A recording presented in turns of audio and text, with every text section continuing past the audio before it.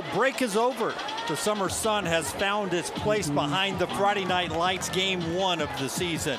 Chad Pilcher, Jim Dunaway, Vestavia Rebels football ready to roll tonight. And for Vestavia, they hope to get off to a fast start, unlike last year, Chad. Yeah, last year, just the toughest schedule in the state for Vestavia Hills. As they came out, started 0-3 and really had to pick it up as the season went along. This season, it's not much easier. You're starting here with Westside High School out of the state of South Carolina. Won a state championship 2 years ago and then was the runner-up last year. Yeah, it's a program that comes and visits Alabama to start this season. It's an interesting story on how they got this game on the schedule.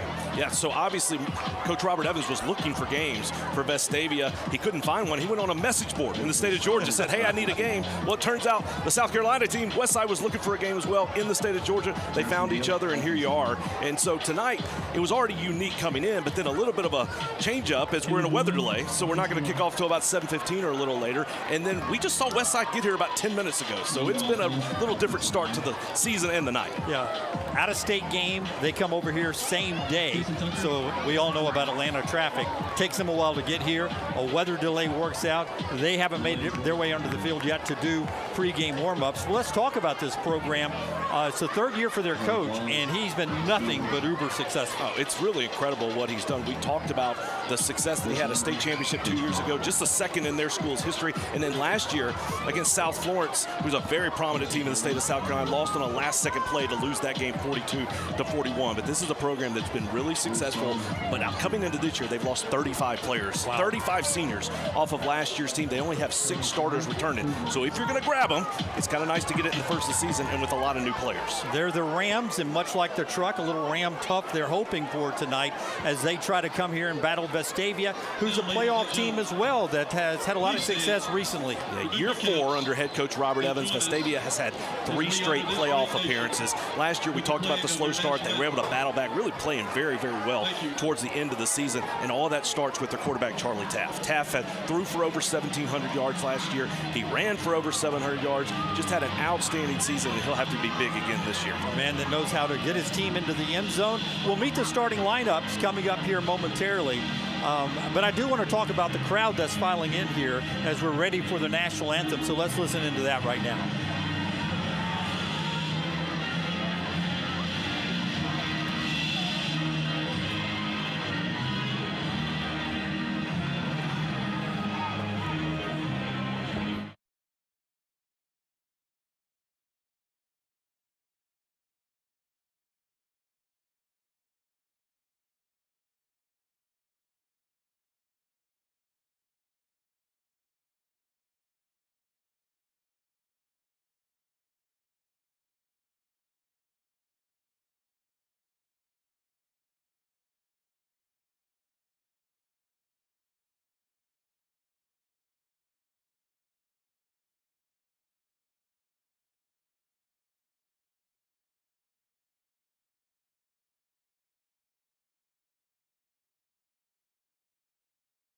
Ready for Westside and Vestavia game number 1. Still about 7 minutes away, and we'll have a coin toss and some special ceremonies pregame coming up here momentarily. You see a little bit of the pageantry getting ready here on, despite the lightning delay, what is a pretty good weather night, all things considered, for August in the state of Alabama. It's been brutal this month. It feels pretty nice here this evening. Again, the clouds have come in.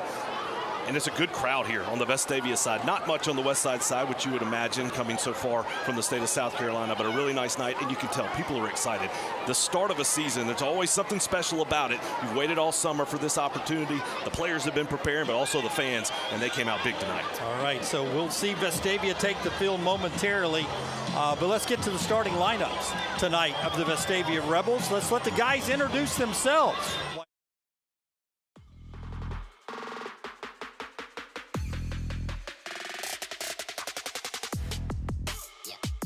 Rush Harper, defensive end. Haynes Bridges, nose guard. Josh Arundel, defensive line. Paxton Nussery, defensive line. Gary Manown, linebacker. Nick Williams, linebacker. Daniel Richardson, linebacker. Parker Simpson, cornerback. Layton Osborne, corner. Owen Wilbanks, safety. Walker Hogue, safety.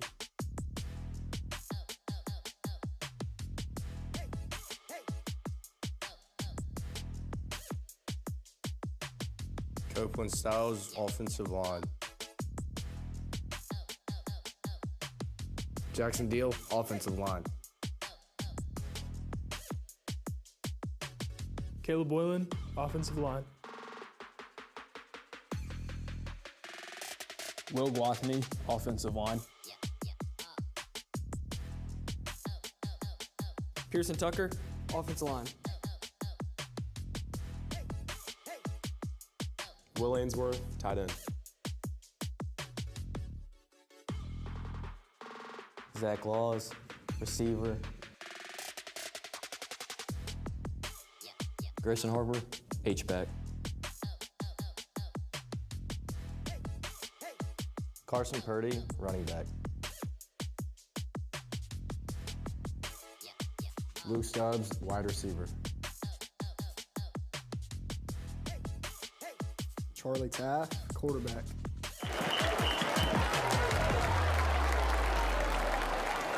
And those are the Rebels that'll take the field first tonight. Coin toss happening midfield right now, in a special moment tonight as we remember one of our Rebels, Hudson Meeks, who passed away last December. Hudson was a sophomore at Vestavia Hills High School. He played football. He was involved in so many things in the community. Just an outstanding young man, and his parents are here tonight out at midfield participating in the coin toss. And not only that, the Rebels all season long will wear a decal on their helmet to honor Hudson Meeks. You see Derek and Laney right there to the right of the captains tonight. Hudson, 16 years old when he was taken tragically too soon from us. Member of the Student Government Association, honor choir, big actor, and of course part of this Rebel football team. And he's remembered tonight, he and his family, in our prayers, not only tonight, for the rest of the season as they pay honor to him. Glad to see them out there with captains Will Ainsworth, who's out there representing the offense tonight as one of the team captains, as is the center Caleb Boylan. And representing the defense tonight, of course, is Captain Josh Arundel, and then Captain Walker Hogue. Coin toss, Vestavia is going to take the ball. That's something Coach said he wanted to do early on. He wants to get this offense out on the field, get it going. And what you're going to see tonight, this is a very talented Westside team. Their defense, we talked about the starters that they lost, maybe down a little bit. So Coach wants that offense, which should be the strength of this Vestavia team, to get out on the field, get going. Westside has some incredible athletes, but not a ton of depth. They only have 59 players on their roster. Compare that to 120 for Vestavia Hills tonight.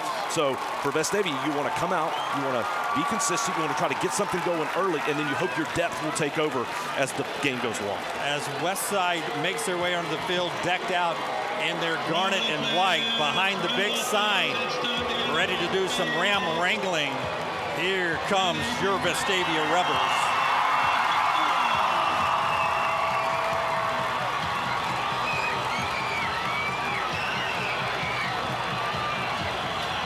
Beautiful unis tonight, the all blue with the red headgear.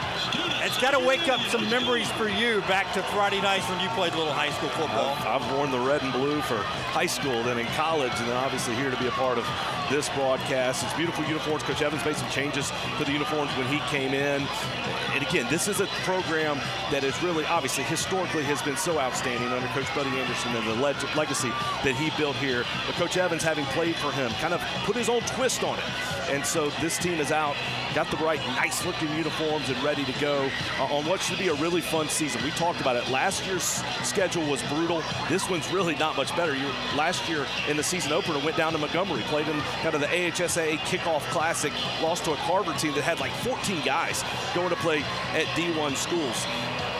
One thing to keep an eye on tonight, and this is something that is so important with Coach Evans, he feels like he's representing the state of Alabama tonight. Anytime you got somebody else coming into your state, in this case from South Carolina, he feels like this is all about representing the entire state of Alabama. And he wants to play well again. And a team, not only a school from out of state, but one that's had great success. So it is an incredible measuring stick here for the Rebels tonight. All right, Vestavia is going to get the football to start things off. Ball's on the tee. Fans are standing. The best student section in high school football is standing. And we're ready for some football. Put away those summer shorts. It's football time in Alabama, and who's got it better than us? Nobody. Here we go. Kick taken at the 20. Couple of evasive moves and a seam out to about the 37-yard lines where Vestavia will start the drive. Short kick, hit the ground. You never like to see that as the return team. That is a live ball, but a nice job picking it up, moving up the field by Zach Laws.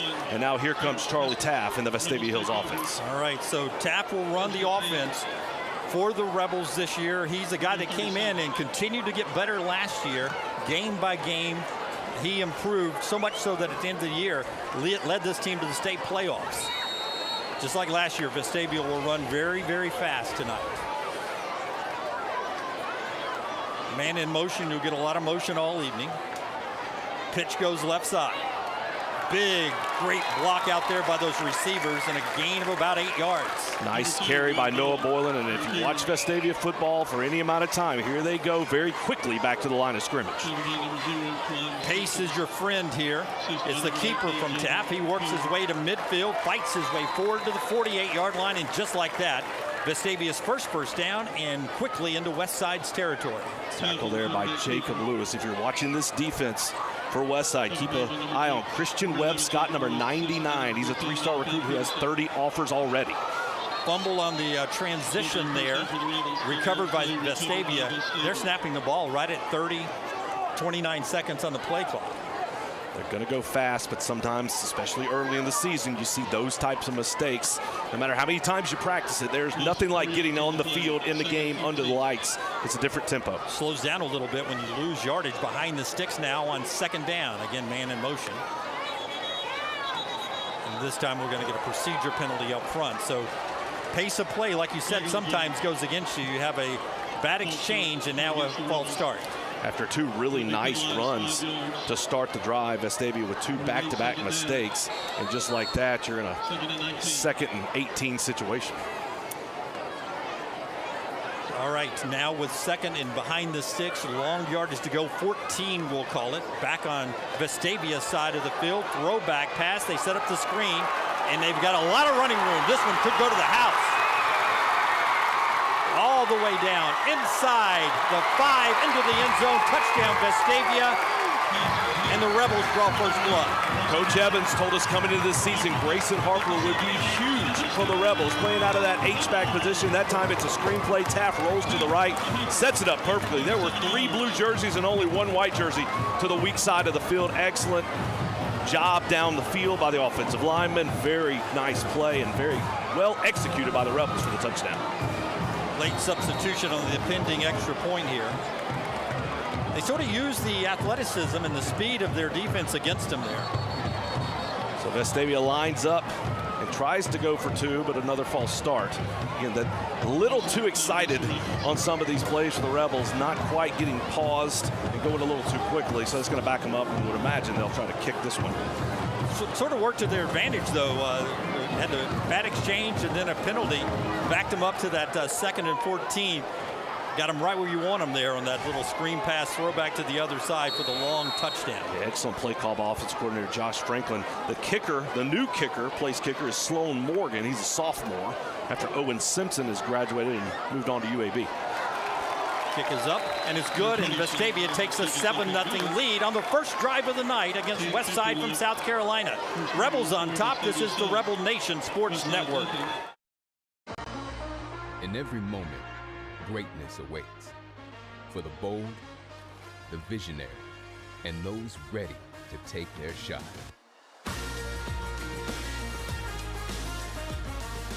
Here, we don't chase success, we define it.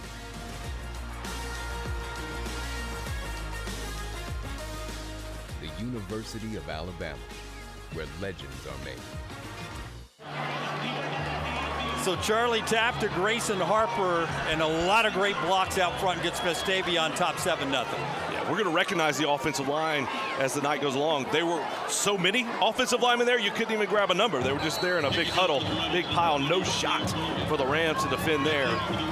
So a nice start offensively for Vestavia, but now the challenge, the outstanding athletes of Westside are going to get the football. Sloan Morgan puts the toe to the ball, kicks it inside the 5, and here comes the Vestavia coverage team. Covered really well as the return just gets outside the 20. Yeah, we had a kickoff event last week for the Vestavia football team. My former head coach, David Cutcliffe, was a speaker, and he talked about, you can tell a lot about a football team on how they cover kicks. That was a good start this season. Focus in on number 24, Rush Harper tonight. One of the seniors on this defense. He should be a big part of what the Rebels try to do. And then that reworked big defensive line that Robert Evans is really fired up about with the Rebels here. Little shift up front. Freshman quarterback, they get a little pressure to him, and a quick pass outside, a slip. There's going to be a loss of yardage for Westside all the way back to the 16, but he wasn't going anywhere. Well covered by several of the Rebels out there. Nice start. You're going to see a kind of 10 personnel, 1 running back, no tight ends in the backfield. Spread look from this Westside team. Their quarterback is Bear Woods. He's a freshman, first ever freshman to ever start at Westside High School.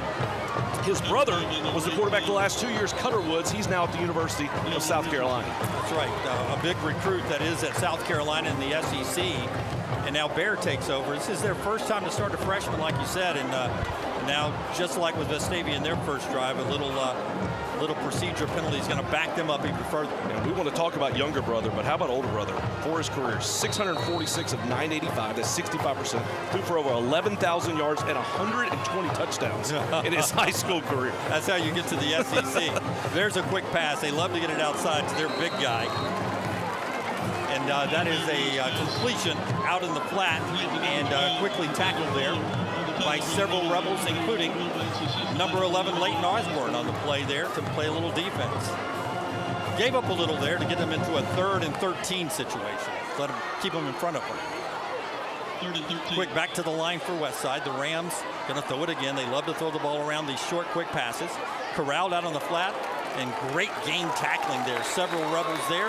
Going to get a quick punt from Westside here. Nice job defensively by the Rebels. You saw very soft coverage in the secondary. Want to keep everything in front, force a short pass. Again, this is a very talented freshman, but it's a freshman.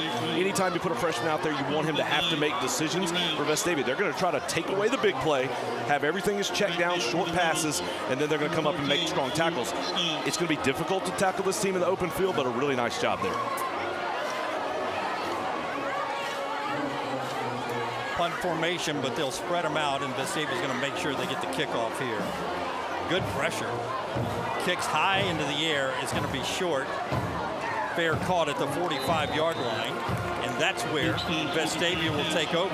Back there was Luke Stubbs smartly calling the fair catch as the kick was short, and Vestavia will take the quick field position here. And now with a 7-0 lead, a great place to start drive number 2. And a great time to take a shot early in this drive. We see again some kind of runs. We saw the screenplay go back. We're interested to see they're going to start out trips to the right side, to the near side. Pitch comes near side. Oh, got a chance to throw it downfield, and they do. It's completed. That's Zach Laws with the reception, as Charlie Taft lined up as a halfback that time and got the pitch and threw it downfield. Perfectly executed. They do take the shot. Price Lamaster in at quarterback, and that's the thing. We knew they might use 2 quarterbacks here in this ball game. Lamaster already getting action on the second drive of the game. Lamaster still in there. He's going to take this one and run this one right up the middle. Fights through 3 tacklers, falls forward for a huge gain, considering he had to beat 3 guys to get the gain. So down to the 15. So now, again, it's hard to tell which one's behind center. Both Taft and Lamaster behind. Yep, Lamaster takes it and pitches it to Taft. Taft to the end zone, touchdown Vestavia. Very quickly here now, Vestavia opens up a 13-0 lead. Goodness gracious, a lot of confusion. You put 2 quarterbacks in the ball game. We knew that would happen, didn't know it would happen on the second drive of the ball game. So Charlie Taft gets the carry as a running back on the toss to the outside. And again, such a talented runner of the football, does a great job putting his shoulder down and falling into the end zone. Initial lineup for the 2 point to see if they can catch them in a formation they like. They get out of that now to kick a traditional extra point. Hold is down, the kick is up. It's good, and it's 14-0 Vestavia with 8:51 to go in the first quarter. Let's take a quick break. This is the Rebel Nation Sports Network. Taylor Burton Company, we've been building and remodeling homes in Vestavia Hills since 1986. That's back when shoulder pads weren't just for football. This isn't just where we work, it's home. We live here, we raise our families here. Our kids all wore the Rebel jersey under these Friday night lights. That's why we care so deeply about what we do. Quality, craftsmanship, and community. That's what we're built on.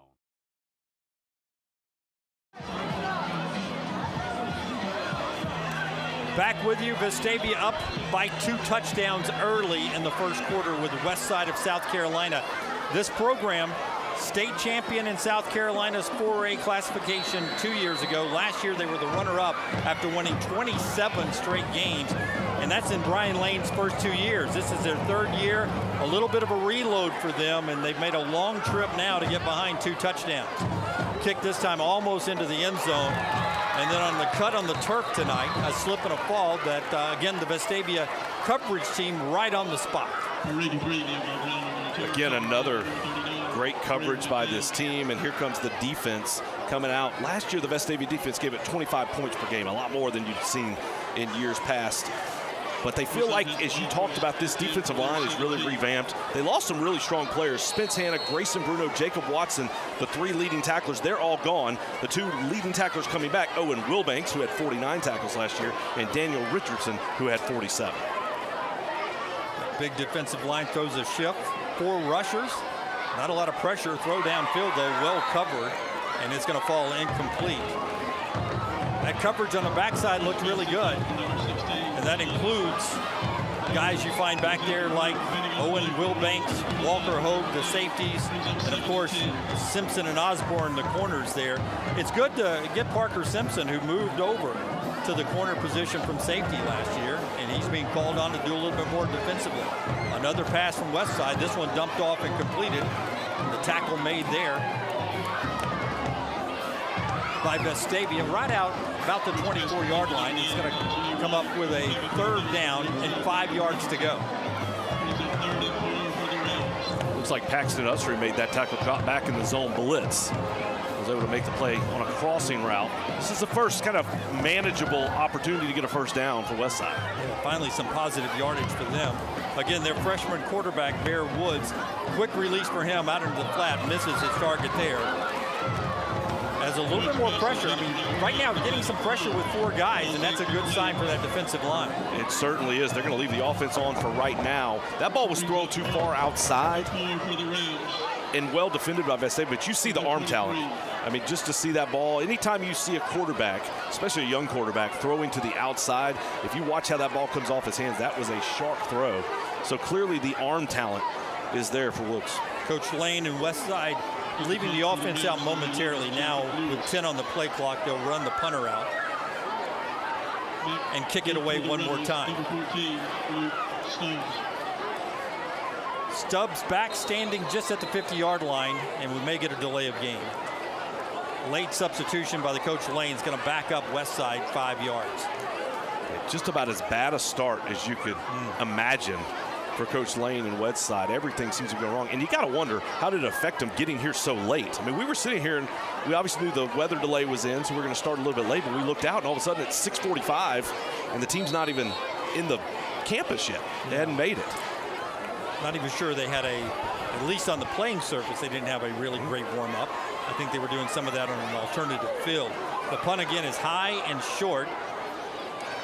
And it's going to be a fair catch again up there by 14 Luke Stubbs. And now Vestavia will take over again with great field position. Defense leading to great offensive opportunities. Anytime you're starting on your opponent's side of the field and you're in a good spot, these are back-to-back drives where Vestavia's started on the plus side of the football field. They went with a little trickery on 1st down the last drive. We'll see what they do here.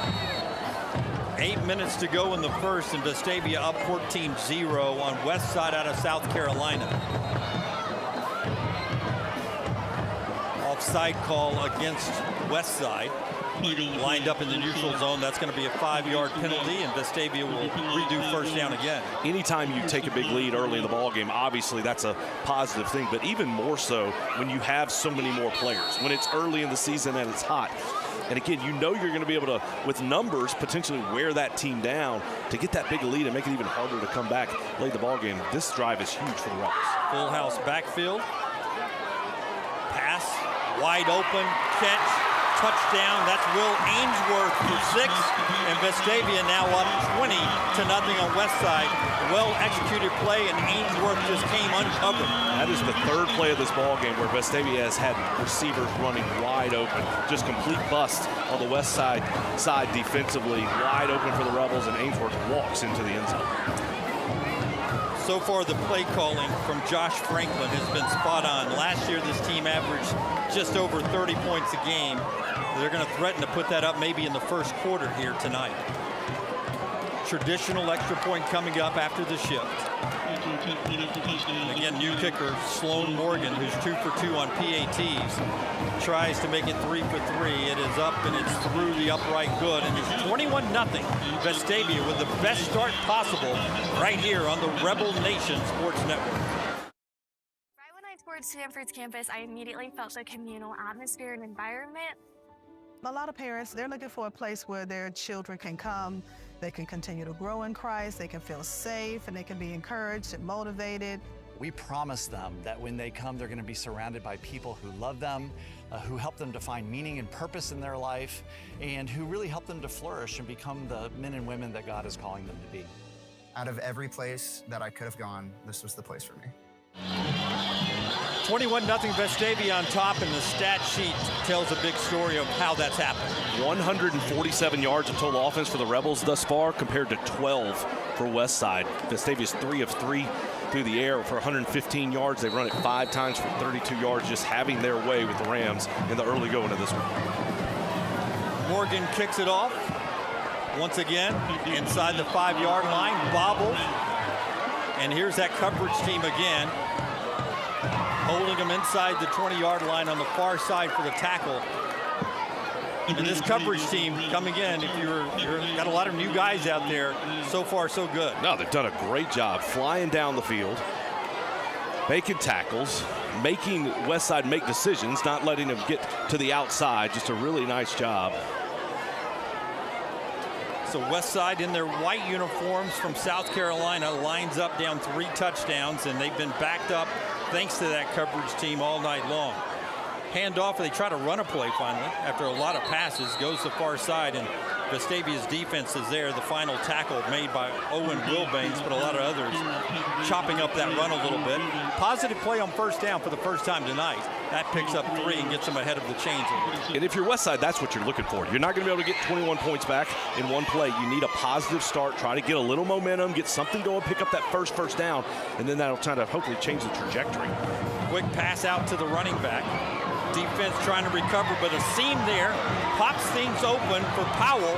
Powell down the near sideline to the 30, knocked out of bounds at the 23-yard line. There's a great hustle there to save the touchdown by number 3, Owen Wilbanks, who came all the way over to knock him out of bounds. That's what Coach Evans was concerned about, the athletes in the backfield for Westside, and just a simple screen pass, get it to the outside, did a good job. Vestavia defensive end slipped down coming off the line, so that obviously affected the play defensively, and then really good blocking in the secondary by Westside. That's what sprung the running back, and now Westside's in business. Yeah, their receivers and tight end really engaged in the blocking there. Now they're going to run on first down again, maybe trying to find their formula of getting some positive yards on first down to set something up. This one not quite 3 yards, it'll be just 2 yards this time. It'll set up 2nd and 8. Yeah, good recovery there by the Vestavia defensive line, firing off like firecrackers, just shooting in the backfield. They did a really nice job of making that play for a short game. Powell stays in there. He's a running back with legit speed. He's a senior. He's one of the returning guys that's been part of a state championship team and a runner-up team. Traditionally, they throw on 2nd down, and that's what they're going to do. Quickly out to the flats. It's going to pick up about 3 yards. Over on that far side, a couple of great plays, including Parker Simpson and others over there to make the tackle, but Simpson there making the initial hit. That's the key for Vestavia tonight defensively, making tackles in the open field. It didn't happen on the big long run. It did happen there. Now Westside's in a third down situation, but you got to imagine they're in 4 down territory here. I thought Rush Harper had a jump on that one. Maybe he was going to pick that one off. Whizzed right past his head, though, with a good arm strength there from Bear Woods. And we're going to false start again. Going to back up Westside, make it about a 3rd and 10 situation. One thing you can't have when you get a short opportunity, a chance to keep that momentum going. The penalties just shoot yourself in the foot. So now 3rd and 10. 5th play of the drive that has worked quickly thanks to a big pass and run. On this 3rd down, a pretty good protection, but a ball that's thrown way out of the reach of the defender as we get good coverage up there from Vestavia's senior Parker Simpson. Trying to get that ball to Jay White. It looks like he intentionally kind of slipped down on an out and up to try and bait the Vestavia defender to come up, then went to down the field, but that ball was thrown too far and out of bounds. 6:08 to go. Score dictates here at 21-0 early. They're going to go for this. Pass on a longer field goal opportunity and try to pick up a 1st down on 4th and 10. And Vestavia is going to use a timeout here to talk things over. We'll take a quick timeout as well. It's Rebel Nation Sports Network tonight with a 21-0 lead.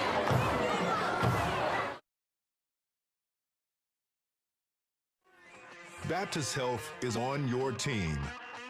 From everyday care to life's emergencies, we've got you covered. Baptist Health, on your team, on and off the field.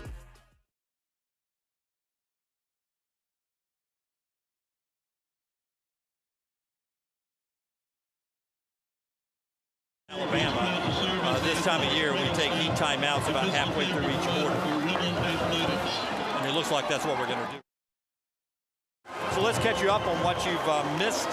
21-0, 3 touchdowns for Vestavia, Chad. And when you look at what the offense wanted to do, Coach Robert Evans wanted the ball first because he wanted his offense out there first.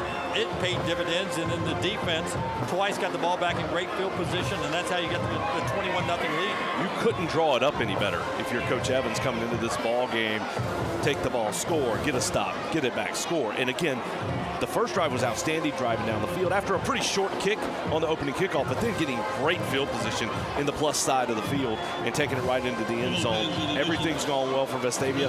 A nice recovery by Westside to come up with a big play on the swing pass to get in the red zone, but a penalty's now pushed them outside, and now they're in 4th and 10, and pretty wild. We're not even halfway through the first quarter, but Westside is in a you have to go for it on 4th down situation because of how this game has played out so far. Will Ainsworth with a great 34-yard touchdown reception. Grayson Harper with a nice little 57-yard touchdown reception. And then a nice 15-yard touchdown run from Charlie Tapp, and those are the 3 touchdowns. And now the defense trying to keep the 0 on the scoreboard with a big 4th down and 10 at the Vestavia 21-yard line. Bear Woods gets the snap, looks quickly, pressure coming, throws in traffic, complete and caught, touchdown for Westside on a great throw from Bear Woods, who stands in there with pressure coming and delivers a strike. That was a nice job of bringing pressure by Vestavia on the 4th and 10. Woods took a shot as he delivered that football. Talk about poise. Stand in the pocket, deliver the ball through a strike across the middle of the field, and Westside gets on the board. And you were waiting to see if they had that championship DNA still in that program after winning one and almost winning back-to-back last year after a 27-game win streak. And that shows you the character of this Westside team, answering the bell and trying to cut this to a 2-touchdown score. Their kick is up. It is good. And it's now 21-7. And what an answer from Westside there. We'll talk more about it when we come back on the Rebel Nation Sports Network. Right here in Birmingham, Alabama. We are here treating patients from every generation across the United States and from around the world. We're here for the rookies and the dreamers trying to make a name for themselves. We are here for the achievers who are resilient and won't take no for an answer. We're here for the coaches, athletic trainers and mentors who are shaping the next generation of legends. We are here for you, aggressively pursuing victory over injury. Don't forget, folks, when you keep up with all Vestavia Rebel Athletics all year long, onerebelathletics.com, onerebelathletics.com. What's popping on the stat sheet for you halfway through this first quarter, Chad. Well, we talked just before that drive about the discrepancy in yards, total yards. Now, just with that drive alone, Westside's gone over 100 yards of total offense. They were able to execute. They still have 4 penalties already in this ball game, which is a little too much, and they're 0 for 3 on third down, but they're 1 for 1 on fourth down, and it was that fourth down touchdown pass that mattered. Kick receiving team is out there. The kickoff that started the game was very short, and once again, the kick's going to come to about the 25-yard line, but it goes to the guy you wanted to catch it, and that was Luke Stubbs, who fields it and quickly gets it out to about the 39-yard line, and that's where Vestavia will start their 4th drive tonight. 3 for 3 on touchdowns so far. And we talked about it's been a really good plan early. Obviously, the first game of the season, you can look back at prior years and know what's going on, but new players, these coaches both had film from each other's scrimmages, so that's really kind of the tape that they had to get ready for this game, and that's how you prepare. The first game's always tough because you know you're going to see something you haven't seen before on film. Motion, and then hand back to Stubbs on the near side, out to near midfield as he picks up 7 on a little run back to the left, top of your screen there, and Vestavia positive yardage on first down. Nice job by Will Ainsworth blocking down the field. This Vestavia offensive line is getting a good push early in this ball game. Good look at the student section packed in tonight for game number 1. Running play right up the middle, fighting hard and falling forward is Braxton Hunt for a Vestavia first down. Nice job to pick up the first down, and that's what you want to do. Move the chains, move everything forward, keep this drive alive, and very quickly get back to the line of scrimmage. Correction, Noah Boylan on the carry there. Boylan picking up that first down for Vestavia. Fake it to Boylan this time, downfield, deep throw, in and out of the hands there. On the money, maybe distracted by the referee falling. That was distracting to me. The back judge fell down on his bottom and was kind of flailing down there in the middle of the field. That was a perfectly thrown ball that time by Charlie Tapp, but unfortunately Luke Stubbs was unable to hold on to it. It went right through his hands. By the way, shout out to all the students who are running the cameras tonight, all Vestavia students. We appreciate them so much. Great looks at the game here this evening, as this is part of the educational system they have here at Vestavia Hills, and we get a timeout on the field with 5:20 to go. You were going to say something, Chad, about our great production team? It's a great time to talk about it. Abby Gillette is the teacher of the Vestavia High School broadcasting team. It's her students who are running the cameras. John Persiglio is our producer, director, do everything, back for his 20th year. How long have you been? 20th year. We've got 10 games with him. Let's don't get his head too big in the first quarter. Just because everything's going great offensively, we don't have to brag about everybody. Let's keep it at the students who are doing such a great job tonight. They got here about 4:30, 5 o'clock today to get things set up for game number 1. And then hats off to this athletic department. I don't know if you can tell on your TV screens at home, but new lighting for the stadium now this year. And it is as crisp as you'll find anywhere in an SEC stadium. This lighting is picture perfect. It's part of the system-wide energy efficiency upgrades that they've done, and it looks so much better. That's Athletic Director Laura Casey's done a really fine job with that, and so just a lot of great things here on the field tonight, here in the stadium. You see the community support, it's outstanding, and that's what makes Vestavia Hills such a special place. It's just so many people coming together on a Friday night. It could be football, it could be anything else, but this is a special night here tonight to kick off the season. Big drive for Vestavia trying to answer after Westside got back into the game. 21-7, they lead it. Taft takes the snap, keeps the football, runs forward, breaks 3 tackles, and works his way down to the 40-yard line, about a yard short of the first down. They'll set up 3rd and 1. Imagine you'll see something right back up the middle. Taft or Boylan here.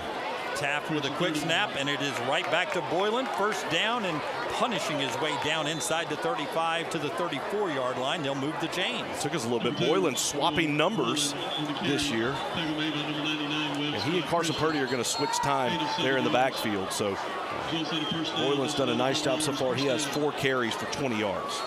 And when he gets yardage like he just did, he's got to thank his brother Caleb, the captain, the senior, as Boylan blocking for Boylan there, and he gets another opportunity to run up Caleb's backside.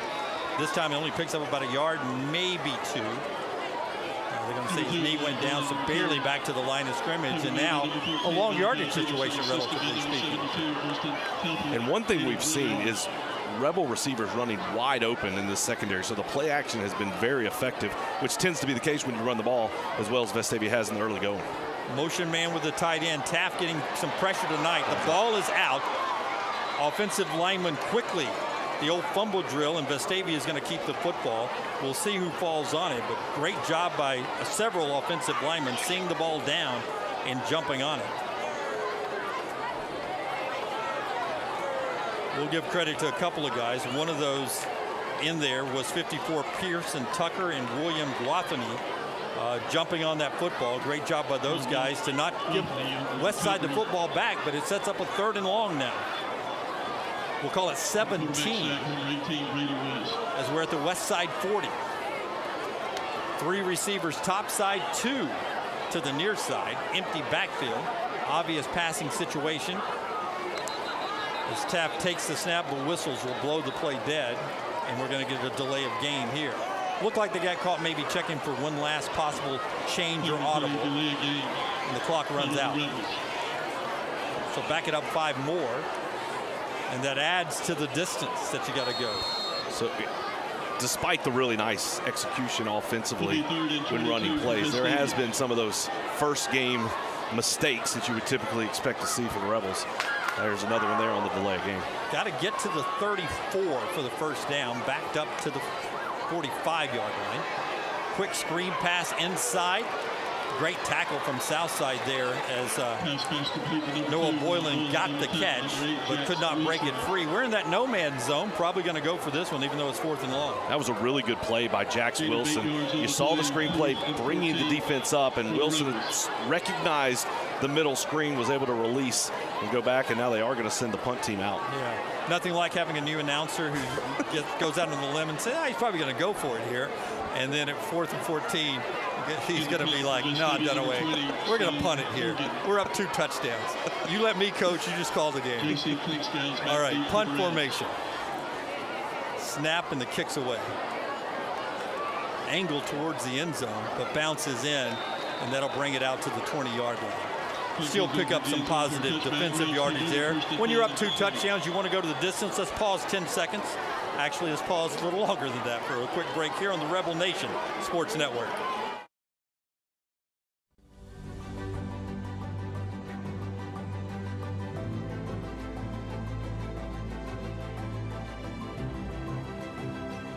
For more than 50 years, Senator Jabbo Wagner has served Alabama with honor and called Vestavia Hills home. Thank you, Senator Wagner, for your historic legacy of service. Back to action here as Westside runs their first play. The Vestavia defense is there. Good to see Senator Jabbo Wagner in the commercial break there, celebrating his 50 years of service to his community. We saw him at the kickoff event, and what a guy who's given so much of his life to this community, huh? He's a legend. He's made such an impact, not only on Vestavia or Jefferson County, but on the state of Alabama. And we're fortunate that he's one of ours. 2nd and 11, swing pass out near side. That's to Powell. This guy's got elite speed, but he loses the football. Vestavia fights for it, but it's going to get out of bounds and stay with Westside there. Had an opportunity close to the near sideline, but it got out of bounds. They will back it up to the, you can't fumble it forward, so that will take away a possible first down and back it up to the 24-yard line, where Westside will be faced with a 3rd down play coming up. And we'll see here how aggressive does Coach Evans, defense coordinator Chad Merrill, how aggressive do they want to be here? Do you want to put a little pressure on Woods, force him to get rid of the football quickly? They did that earlier, and it resulted in a long play down the field. Or do you sit back, try to keep everything in front? They're going to show man coverage underneath with 2 safeties deep. Now they're going to go show a little pressure. Make the handoff, quick pass out to the flat, incomplete, thrown a little behind him there. And good pressure up the middle from big Morgan Butler and some of those big guys down in the trenches. And that's going to be 4th and 6. And that's where J.C. Cleek-Scales, who had the touchdown catch a little bit earlier for Westside, that time, he's a senior receiver, he's a veteran, but he just drifted on that route. Instead of stopping, turning around, coming back to the football, he kept drifting down the field. That's what made the throw be a little bit off by Woods and gave Vestavia time to make contact and knock it loose. As a former quarterback, you're expecting him to stop there. Stop there, yeah. come back, even come back to the football to protect it against the defender. Instead, he drifted and allowed the Vestavia defender to come into the play. Stubbs back near the 50-yard line to get the punt. This is a long, low punt. It's actually going to get over Stubbs' head and take a bounce, and he'll just get away from it, play it smart. And that's, in all fairness to Stubbs, that one didn't come out the same as the others. And we'll take a quick break. Rebel Nation Sports Network, Vestavia up 21-7 on west side of South Carolina. Baptist Health is on your team. From everyday care to life's emergencies, we've got you covered. Baptist Health, on your team, on and off the field. Back with you. Vestavia's first down play here. Taft swings it out for a screen play. This is Stubbs with the football out to the 37-yard line. Great positive yardage on that first play, close to a first down. And that's the key to these drives. When Vestavia's had success, they've been really good on first down. It starts the tone, sets the tone, puts you in a really good spot. This is second short. They may have picked up the first down. It is right there on the line, and now they're going to say Vestavia did pick up the first down.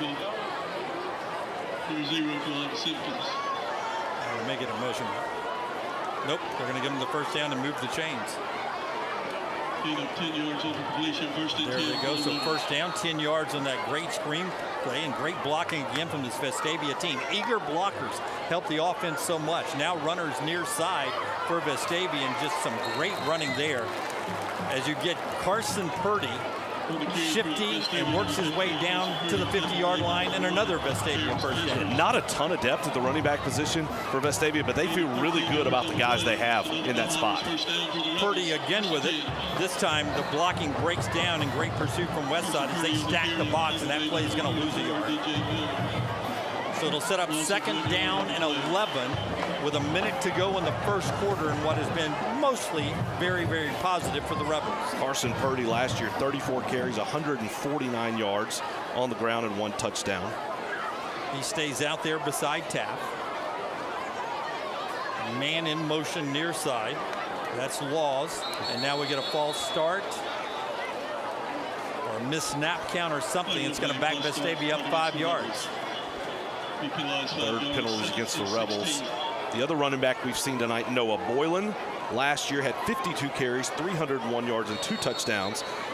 The leading ball carrier for the Rebels last year, Charlie Taft, 149 carries, 762 yards, 14 touchdowns on the ground. Stubbs up top as a receiver. Near side is Laws. Keep an eye on Ainsworth, the guy in the tight end that's working across the middle, but a deep ball well thrown, and we will get a pass interference there as he was grabbing his hand, it looked like. Yeah, that was a pretty easy call for the official there.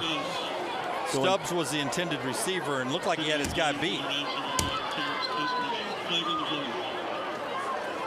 Like Peyton Morgan was in the coverage in the secondary for Westside, and as he got beat, it's really a smart play. If you don't commit the pass interference, that's a touchdown. So he just reached out, grabbed the arm, was able to impede his progress. So you think that's the way the coach will explain it in the film session on Sunday or Monday? Probably not. But it is a smart play by the young man. Yeah. 15's a lot better than 6 points. Yeah, so it is, they've got it listed as 2nd and 1 for Vestavia after that penalty. Taft swings out the screen that's knocked down. That's their big prospect, by the way. That is Christian Webb Scott. And boy, you were talking about the offers that kid's gotten from several big-time programs.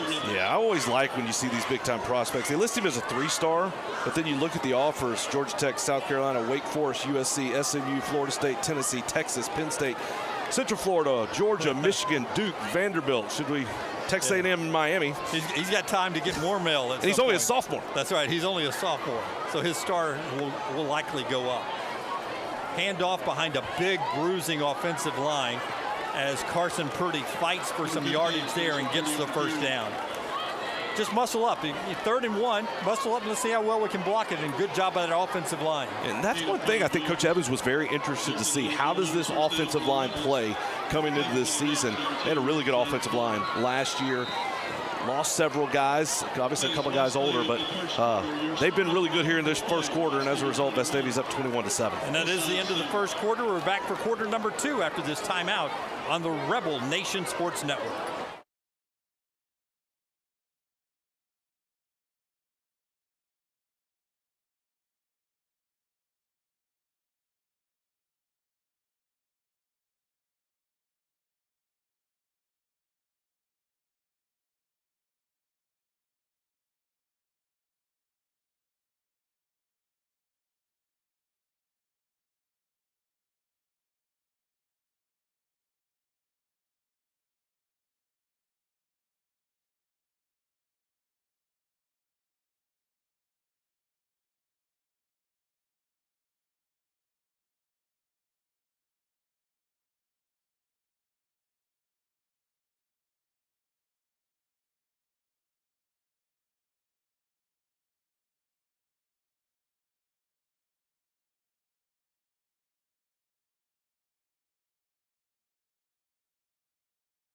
It worked out better for Westside because they got here late here in the ball game, and it's been all Vestavia since this game has started. Just a really nice offensive start. Looking at these first quarter stats, Vestavia 191 yards of total offense compared to 106 for Westside. 123 of those yards were through the air for Vestavia.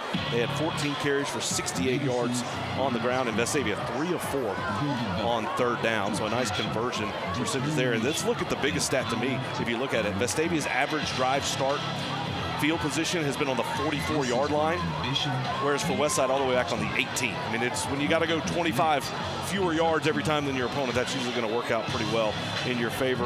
We heard and that's kick coverage.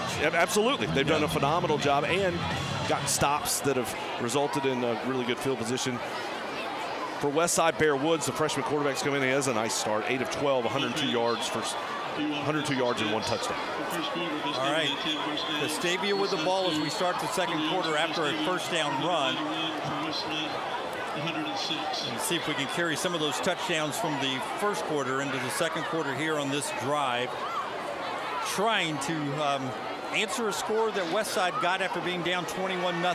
Taft keeps this one, throws it down the middle and complete, and another Vestavia touchdown. That is Grayson Harper again, and Taft reading that defense perfectly. Grayson Harper has an outstanding night here. That's his 2nd touchdown catch of the ball game, and man, you get the feeling like Vestavia wanted to. They could just sit back in the pocket and let it fly all night long against this Westside secondary. And that's because they're getting great blocking up front from Stiles and Dill and Boylan and Grafney and Tucker and that offensive line. That was something that Coach said they had a great camp, and he wanted to see it translate to the first game on Friday night. Extra point coming up, trying to give it a 3-touchdown lead for Vestavia. Kick is up, it is good, and it's 28-7 for Vestavia. So what's working on these pass plays? Why are the receivers so wide open? Yeah, I think it's nice routes, nice execution by Vestavia, but it's not great coverage in the secondary for Westside. They're playing a zone coverage, kind of a cover 2 look, which again, if you want to attack that, you go to the middle or you go to the far outsides. And if you run your routes properly and your receivers execute the combination routes properly, then you're typically going to have a wide open receiver. Charlie Taft is throwing some nice balls. And how about that stat line tonight for Grayson Harper? 2 catches, 93 yards, 2 touchdowns, average of 46.5 yards per catch. Remind me if they ever start a high school fantasy league to keep an eye on that guy. That's a pretty big night right there.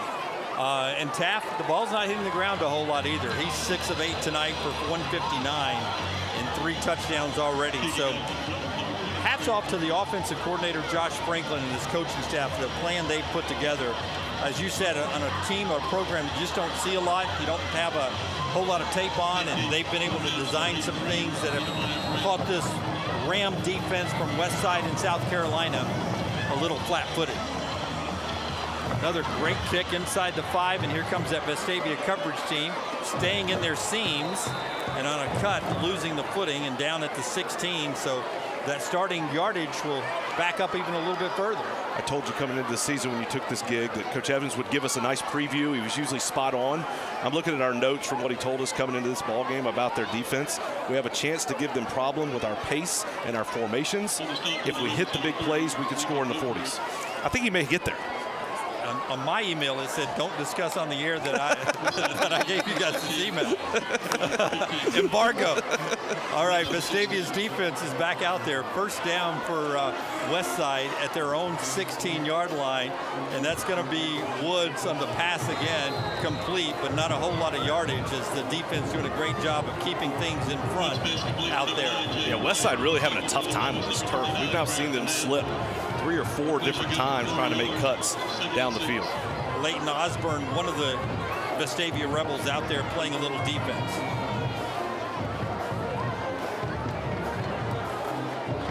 You see the corners backing up, giving them a little space, keeping everything in front of them, not wanting Westside to get back into the game with one big play, but Woods is going to throw downfield to an open receiver, but the ball comes loose and is incomplete. Making up ground there on the coverage was Owen Wilbanks, and he had to hear his footsteps coming. That was freshman to freshman there. Woods throws it to Jay White. That ball was a little bit low, but it's one for Westside you'd love to see them come up with. But again, good job of recovering, getting back to the play by Owen Wilbanks. And this guy is going to be so critical for this Vestavia defense all season long. We mentioned it. He's the leading returning tackler for the Rebels. He's the guy that kind of is the quarterback of this defense back there in the backfield. Is going to tell everyone where to be at that free safety spot, and made a nice play there. All right, third down play. Here comes some pressure. Woods has to try to dump it down, but the coverage is there. And that incompletion comes courtesy of the pursuit coming off the edge from Rush Harper. Really nice job by Harper bringing pressure. And what Vestavia's been able to do tonight, they're getting pressure with 4. They're getting into the backfield without having to blitz linebackers, without having to bring extra guys. They're doing a really nice job of getting pressure, forcing the freshman quarterback to get rid of the football, and another punt for Westside. Danger time for Westside. They've cut it to 2 scores, and now that it's back to a 21-point Vestavia lead. They're about to give the ball back to Vestavia with 11 minutes to go in the first half. Punt is away. Fair catch again, playing it safe.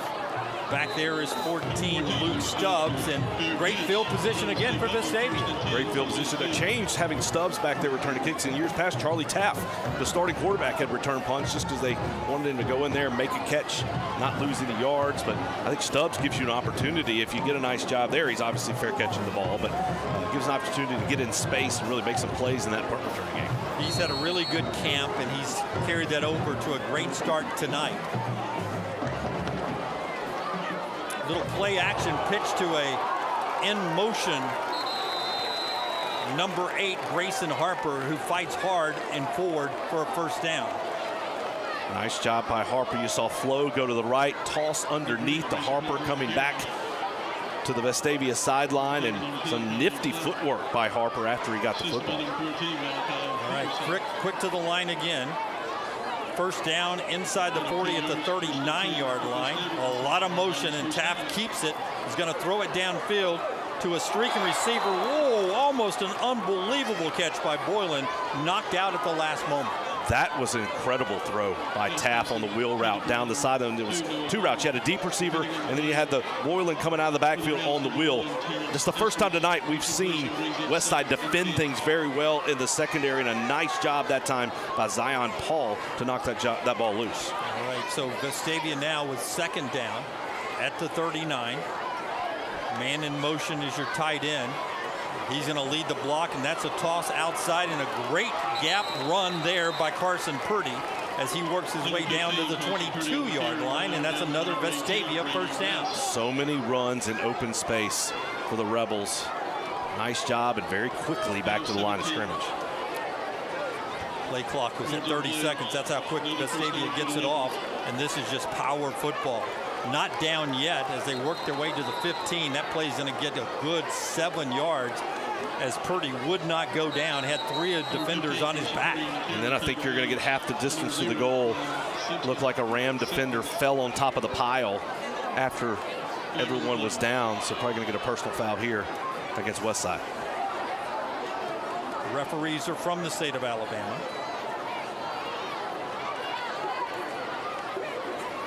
Unnecessary roughness, 15 yards, and that'll take it half the distance and move it down likely to this 6.5.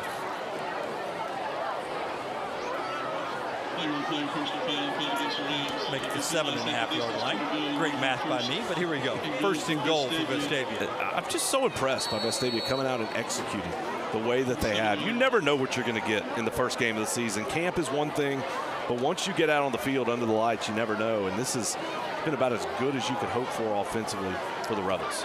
Boylan standing next to Taff in the backfield now. A little shift play. Westside very well schooled on that. They didn't jump. Taff on the keeper now, right up the middle. Jumps inside the 5-yard line. Flag from the back judge, likely face mask. And this is what Vestavia does so well under offensive coordinator Josh Franklin, using your quarterback in the running game here in the red zone. John Paul Head was so outstanding at it. Charlie Taff has continued, and there's the face mask. Look at you. It's taking me a while to get used to this.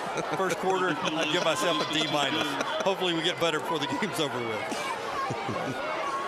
I forgot how high the Vestavia press box was and how old I've gotten with my eyesight. It took me a while to start seeing some of these numbers. Started to rely on these great student camera workers and this huge monitor in front of me. This is Taff on the keeper. We're going to walk it in the end zone because of great blocking. Touchdown Vestavia. You saw Vic Copeland, Styles, and others just pushing over the defenders from Westside, and that's another Vestavia touchdown. That's exactly what happened. That was just the offensive line dominating. Styles was about 7 yards in the back of the end zone. Caleb Boylan was about 9 yards in the back of the end zone. Just complete domination right there on that play by the Vestavia offensive line, and what's been really just controlling everything from the entire line of scrimmage throughout this ball game. Sloan Morgan out for the extra point. Kick is up, and it's good. 35-7. Let's get a break in on the Rebel Nation Sports Network. Right here in Birmingham, Alabama. We are here treating patients from every generation Across the United States and from around the world. We're here for the rookies and the dreamers, trying to make a name for themselves. We are here for the achievers, who are resilient and won't take no for an answer. We're here for the coaches, athletic trainers and mentors who are shaping the next generation of legends. We are here for you, aggressively pursuing victory over injury. Pursuing victory over injury. 35-7, Vestavia leads it on the opening night of the 2025 season. Home game, and we have a lot of fun we've had leading up to this home game. Been to a couple of scrimmages, got to sit down that you'll see later in the year with the legend Buddy Anderson, and I thank you guys for welcoming me into the family. But you know, I've known Coach for a long, long time, back to my CBS 42 and NBC 13 days, so I've been around this program, and it was good seeing Coach Anderson again. First at the practice when he showed up with his chair, and he sat down, he's watching practice, and I walked over there, and I was like, you still come to practice? He goes every now and then. Loves this program, and he was in charge of the devotion this morning, right? He does so much still for this program. Obviously, Robert Evans played for Coach Anderson, coached with Robert's dad for so many years, and that's what's so cool is to see Coach Anderson still involved so many former players. We have Stephen Gill, Roger Jackson, who played here, who were doing our stats and helping with that. And so it's just, he made such an impact on so many lives during his time, retired as the all-time winningest coach in Alabama high school football history. Obviously the field named for him. So great to have him, and I look forward to seeing that interview that you did with him. Quick pass out to the flat, and first missed tackle maybe of the night there for Vestavia, as the first opportunity from Parker Simpson gets bounced off, and that leads to a couple of more yards there for Westside, but then others there to help out as the play picks up about 6 or 7 yards. It'll be second down, and Westside's in front of the chains. They now run with a little pace, and they run the far side, pick up a first down, and several Rebels over there with the tackle, including Owen Wilbanks, who is there to knock out the runner, and not before the first down. So there's a nice first down for Westside, who still is 0 for 5 on third down opportunities. They pick up that one on a second down and move the chains. Now they run right back up the middle again. Nick Williams in on the tackle there. Big for Vestavia that Nick Williams has the kind of night he's having so far, plugging up the middle of that field. Yeah, he's going to be so important. He's a guy that got a lot of playing time last year, really kind of grew up as the season went along, and he's going to be critical. And that's when you look at Nick Williams, Daniel Richardson, those were guys that didn't expect maybe to play so much last year, but they played a ton, and that just gave them so much more experience, which is going to help the Rebels a lot this year. Westside with some blockers on the outside, but fighting through the blockers. Big number 93, Josh Arundel, and others out there with the tackle. Boy, double team was Arundel, and he fights his way to get to the legs and make the tackle, setting up a big third down. Arundel, the senior leader of this team, talk about he's got to have a big year. It gives him a lot of size up front and just nice explosiveness there on that play. Westside trying to draw Vestavia off to get a first down given to them. But enough gap there between the defensive line and the line of scrimmage, no call.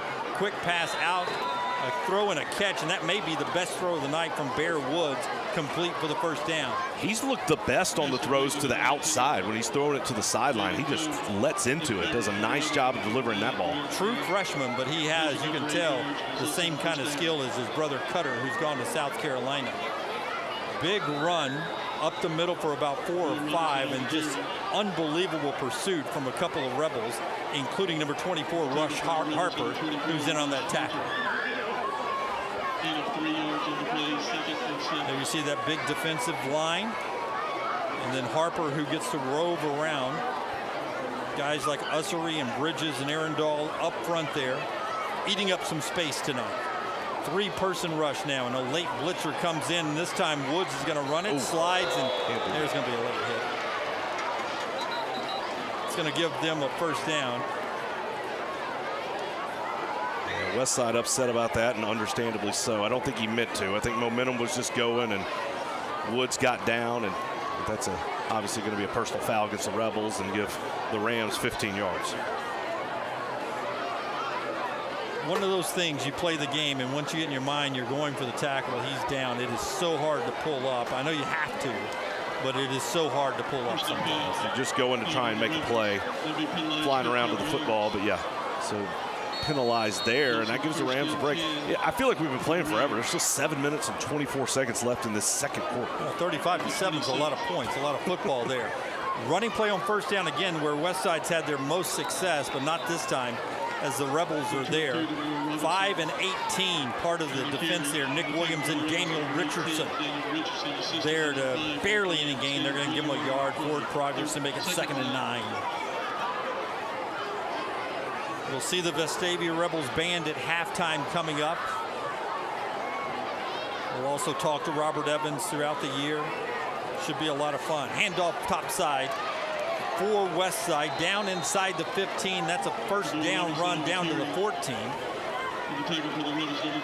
That's the best run we've seen for the Rams tonight. Damari Robinson. And what I like to see from a running back, how do you finish? How do you stay behind your legs, stay behind your pads, and finish that run? He did a nice job going up against Richardson, finishing that play. Snap gets away from Woods. He does the right thing and falls on it, but that is way back at the 25-yard line. And when you're in the red zone, you don't want to go backwards, especially on first down, and that's what just happened. When you're in the shotgun all the time as a former college quarterback, this early in the year, and I don't know what, you're going to snap the ball probably 70 times tonight. That's right. One of them, is it ever the quarterback's fault? Sometimes you look away, you're looking downfield.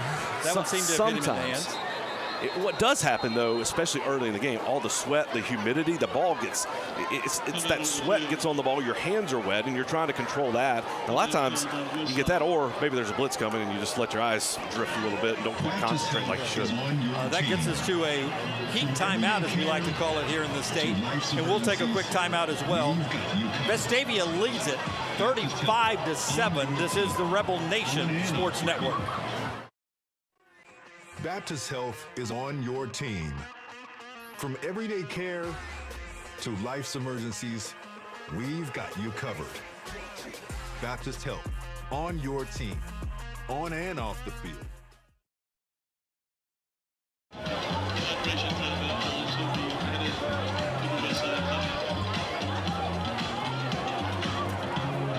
Back at Vestavia, Alabama. Man, thank you so much to the fine folks from Anderson, South Carolina, Westside.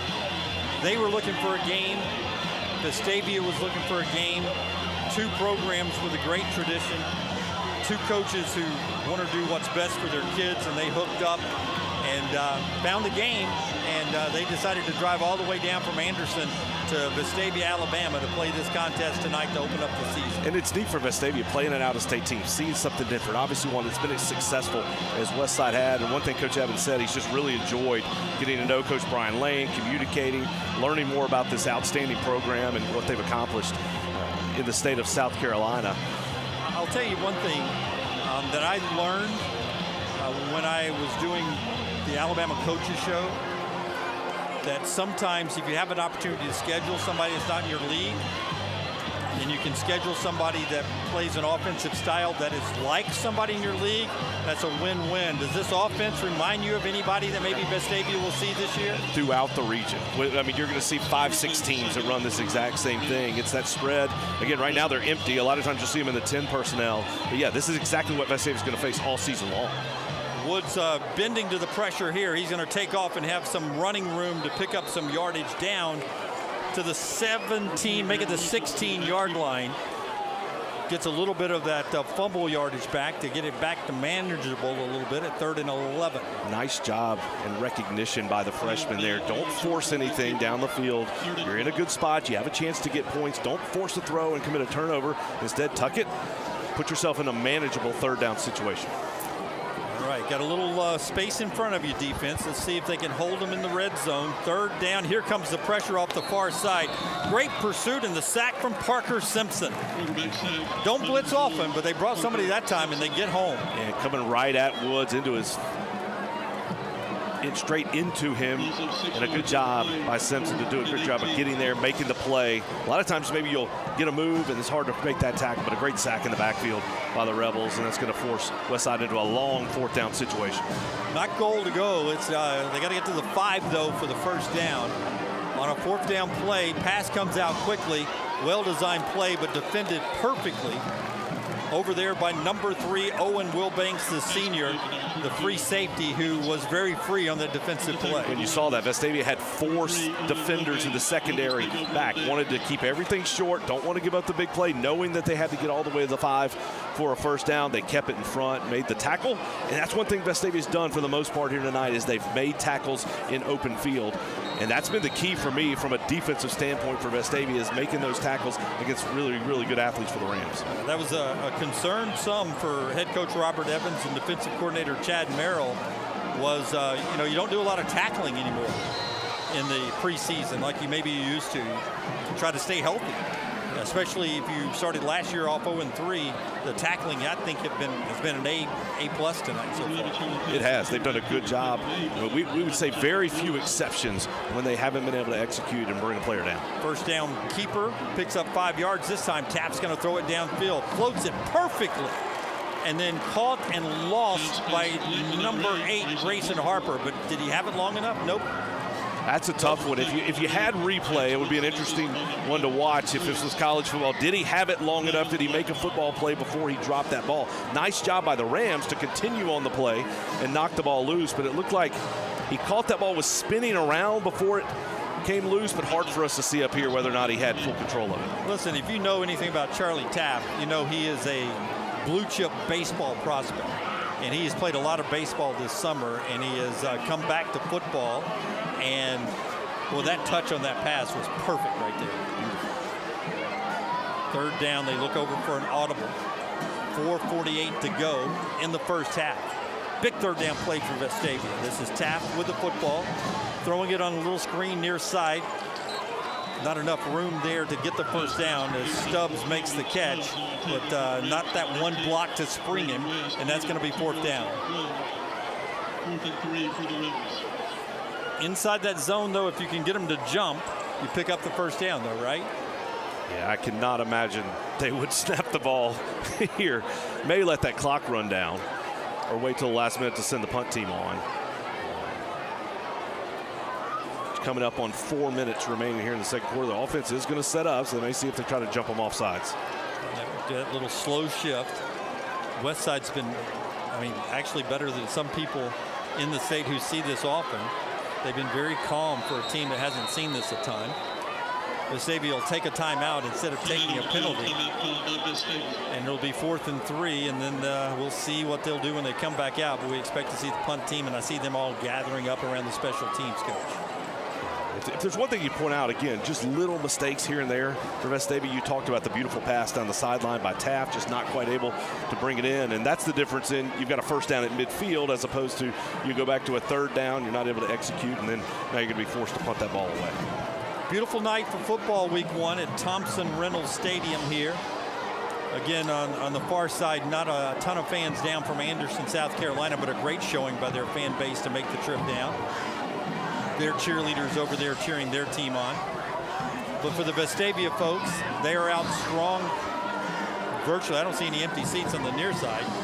And the student section, as always, out jam-packed and cheering on the Rebels. We remind you all season long, you can order your gear, your Vestavia Rebels gear online right there at vhrebelsgear.com, vhrebelgear.com. And a link right there off of the main site of onerebelathletics.com to stay up with everything Vestavia Rebel football and other sports on campus. 4th and 3, Vestavia is going to line up and punt this thing away. Low kick, hope to get a good bounce. And they will, as Westside lets it roll out to about the 49-yard line. But Vestavia's defense, their biggest challenge of the night now. The punt, and now they've got to play with the short field. Yeah, if memory serves, this is easily the best field position of the night for Westside. A real opportunity. They've put some nice drives together. This last one weren't able to cash it in, but they've looked really sharp at times offensively. It's just being consistent. And then again, you look at 1 for 7 on 3rd downs. For Westside, that's obviously been critical and hurt them. And then 8 penalties for 51 yards in the early going of this one. This helps their average starting drive out tremendously. It was right at the 22-yard line. They're starting at Vestavia's 49, and the big lefty freshman Bear Woods is back with it. And he's going to try to run it, but doesn't want any part of the contact as he smartly slides down. Not a whole lot to gain after that with 4 Rebels closing in on him.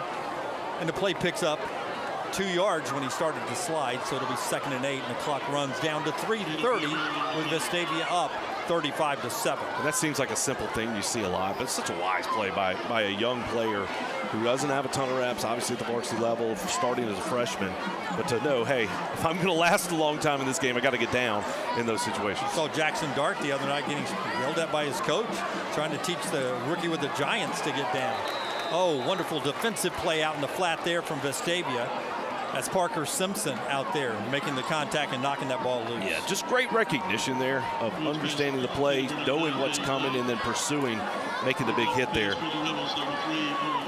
Oh, and Wilbanks out there as well. Correction there. It was Wilbanks making that play. Wilbanks, we talked about it, the leading returning tackler on this team. He had 6 pass breakups last year and was able to get 1 there.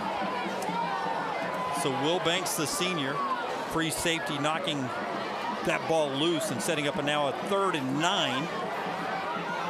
Little pressure coming. Woods throws deep, but well defended on the near side by number 11, Leighton Osborne, who was step for step with the receiver. No room there to fit that football in. And that time, Vestavia did bring pressure, forced Woods to get rid of the football. He let it fly.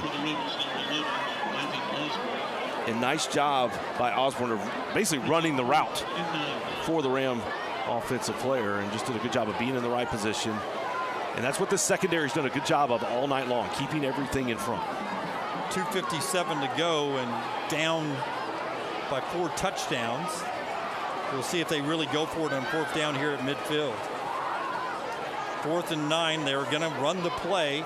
Pass over the middle in the seam, thrown and caught. Helmet comes off, but a great first down pickup from Westside there, and a ball. I mean, this Bear Woods kid, as a true freshman, puts a pretty ball right down the seam there. Great throw and even better catch by Nehemiah Brown. Went up, took a shot. That ball was delivered right in between the Vestavia defenders. Great job by Brown going up and making the catch. Helmet comes flying. Also, he'll have to go off, but not after picking up a first down. Trying to make the gamble pay off, and now another great run up the middle, picking up about 11 yards and another first down as the big running back, Keelan Powell, uses those legs. Real low center of gravity working his way down inside the Vestavia red zone. So now for both teams, you're watching this clock. Plenty of time for the Rams. Vestavia looking to get a stop. Woods is going to throw it this time out of the flats, and there on the defense is number 4, Parker Simpson, coming flying up and knocking the ball loose. Nice recognition that time by Simpson. Put his foot in the ground, drive to the football, got his left arm in there to knock it down. Second down. They've had success when they've run the football, but they love to throw it. With a young lefty quarterback, man, he's got great size too. He's 6'3" as a true freshman. What do you want to? You think if he drinks a glass of milk or two, he'll be 6'5" by the time he graduates? He's gonna, yeah, absolutely. He's gonna grow. He's gonna get stronger. 13 of 22 for 154 yards so far tonight and 1 touchdown. Tossed far side. Powell with the football, but defended great over there by a couple of the big guys, including Arundel, who is out there, and also Parker Simpson, who is there. And if you're a defensive coach, what you love to see is your defensive lineman running sideline to sideline. And how about a nice job by Josh Arundel flying all the way to the outside to be involved in that tackle. Boy, I mean, it's so impressive to see guys the size of Arundel and Ussery and Bridges move around as well as they do and cover sideline to sideline. Quick passes, they try to set up the screen. But again, great pursuit over there defensively. That was a good call there by Westside. Vestavia brought 6, blitzed 2 linebackers. They had the slip screen called, but good recovery, good recognition by the rest of the Vestavia defense. Greer Manow read that one perfectly. Manown was right there, fought through the blockers as they tried to set up the screen, and Manown made the tackle, forcing them now into a 4th down situation with 1:42 to go. And Westside's going to use one of their timeouts to try to maybe get a play to get them back in the game. Now they're going to send the offense back out. If they hadn't taken a timeout, they need to. Play clock's now at 0. Yeah, no, they're going to reset it. Yeah, reset the play clock. Thought someone had called a timeout, but apparently something else happened. Maybe had to get a player off. Woods throws it across the middle, right on the spot, but incomplete. Knocked away there. And that was number 9, Will Botnick, in there on the play. How about Botnick right there? Outstanding reading and recognition. What I like from this Vestavia secondary all night, we have seen them be aggressive coming to the football. Keep everything in front, but once that ball is thrown, attack the ball, make plays, knock it down. And now here's a 2-minute situation early in the season. This is what you really want to practice. You know, what do you do on that first down play? Can you get something nice and positive? And if so, then you're going to crank up that tempo. 1:37 seconds left. Here in this half, Vestavia has 1 timeout. Obviously, the ball will stop on an incomplete pass out of bounds or a first down. You say maybe why risk it if you're up this much, but you're going to need it throughout the year. So why not try to run something here and get the momentum going? And they're going to run it right here with Taft. And now he's cut it back across the way with blockers downfield. Here goes Taft to the 40, the 35, the 30, down to the 20-yard line before he's finally knocked down. So a very conservative play that turns into a big boomer. You typically want to be safe on that first down play. Let's see if we can get some yards. Big play, and if so, we'll crank it up. Well, clearly they got a big play. Taft goes for about 65. 67, they'll call it officially. And now Vestavia's in business at the 20. Big Luke Stobbs was leading the way, part of the blocking down now. They'll hand it off to Boylan. Boylan works his way down to the 12-yard line. Quickly get the ball to the official. The Rebels have no problem running fast here in the 2 minutes. Still 1:05 going. This is the pace they play with all the time. That benefits them in a 2-minute drill like this. They run the football again. Again, it's Boylan for a first down to the 6-yard line. And they're moving the ball so well. They're just going to keep the ball on the ground. You want that clock to continue running. There's no reason to put it in the air. Taft this time hands it right back to Boylan. Gives him a pat on the back as he hands it off to him, and he's down to the 2-yard line. Boy, Vestavia's offensive linemen having their way moving that line back as they run at pace here. Lined up, Taft gets his offensive line in place, gives it to Boylan again. He fights, reaches for the goal line. It's going to be about a half-yard short with 25 seconds to play. And Vestavia's going to call a timeout here. A, to stop the clock, and B, to give the offensive line a rest. This has been an frenetic pace for the Rebels. Really nice job pulling around by William Wathney, the right guard on that play. Boylan followed right behind him, almost got into the end zone, but not quite. You see, guys, again, it is hot out there. This is what you worry about, cramps. You worry about getting tired. Pearson Tucker's sitting down. Looks like he may have either lost a shoe or maybe a cramp. I think it's a shoe. Could be a left leg cramp as he's struggling with that right there. You look inside the Vestavia huddle there. Robert Evans letting everyone know now to look at the clock with 23 seconds to play.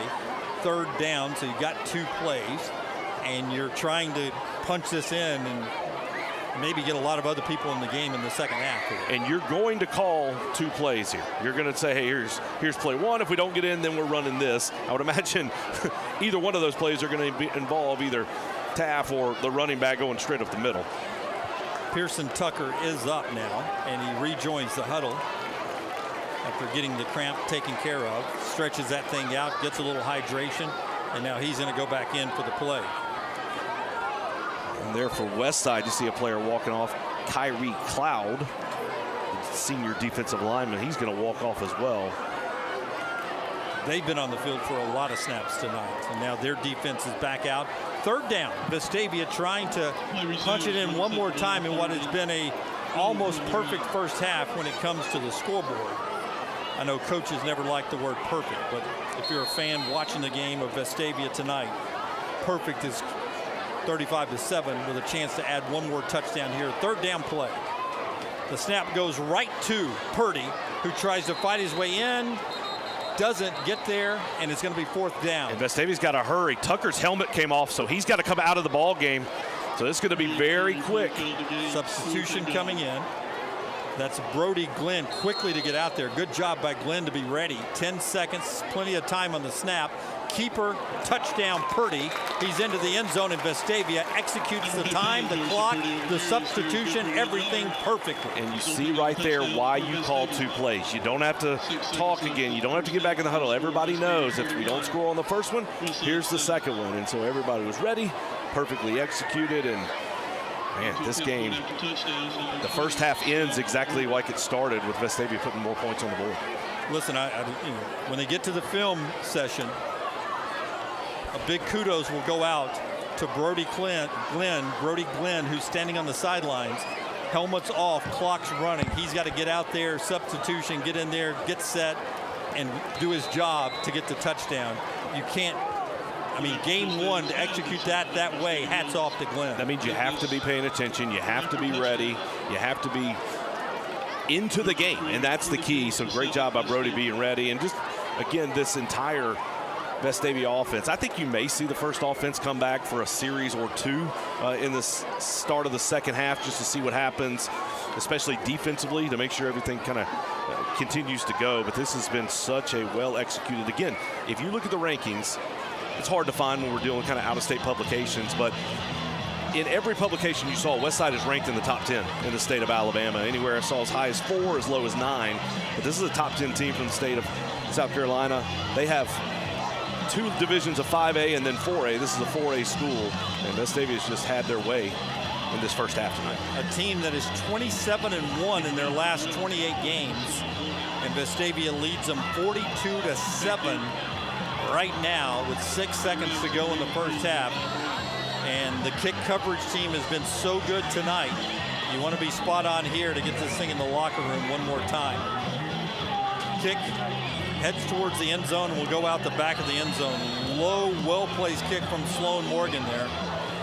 And a great job there. And Westside will get 1 play with 6 seconds to go from their 20-yard line. Well, they'll start things out. It'll be interesting to see what Coach Brian Lane decides to do here. If you take a knee, go in and try to regroup and not worry about the scoreboard in the second half, just try to play a little cleaner football, or do you try to get one, as I always do on PlayStation?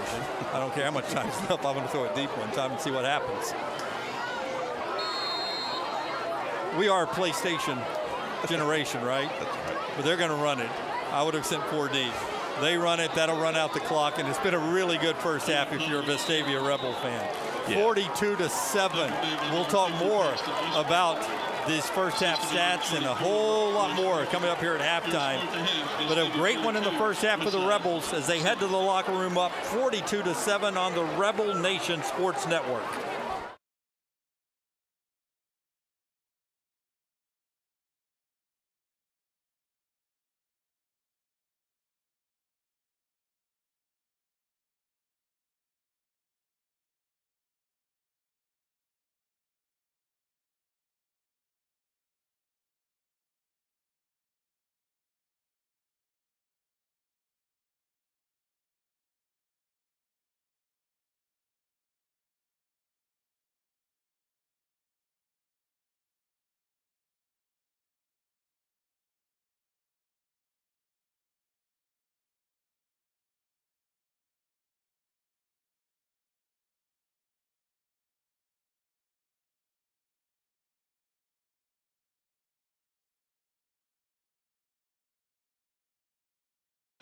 All right, halftime here at Vestavia as we get ready to watch the Vestavia band perform. 42-7, the football team has done their part to entertain, and now the band will take over here at the half. Charlie Tapp, by the way, 7 of 11, 161 with 3 touchdowns throwing the ball. He's had a pretty good night running the football as well. 8 carries, 96 yards. 2 touchdowns that way. He is a stat machine. Let's listen in to the PA announcer, Tommy Buchanan, as we listen to the Vestavia band entertain us here at the half. We are proud to present for your halftime entertainment the Vestavia Hills High School Rebel Marching Band. The band is directed by Mr. Pharrell Horton, and the associate director is Mrs. Heather Carr. The band is under the field direction of drum majors Autumn Berry, Wells Shahidi, and Sadie Norris.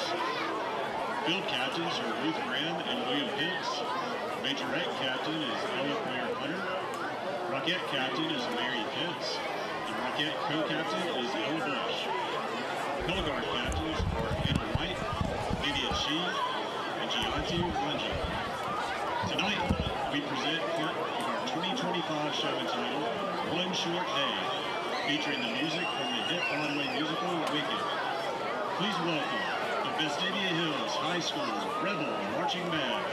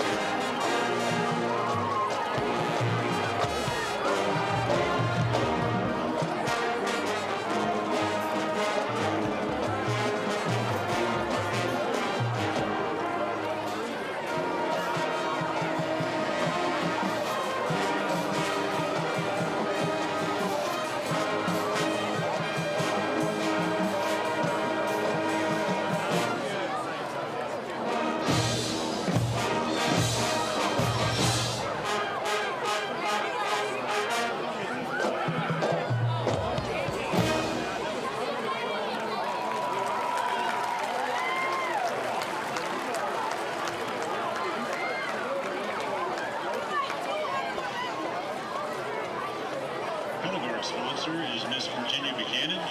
Majorette sponsor is Miss Hannah Hatchett. Rockette sponsor is Miss Andrea Furnace. And percussion instruction is provided by Double Stop Percussion.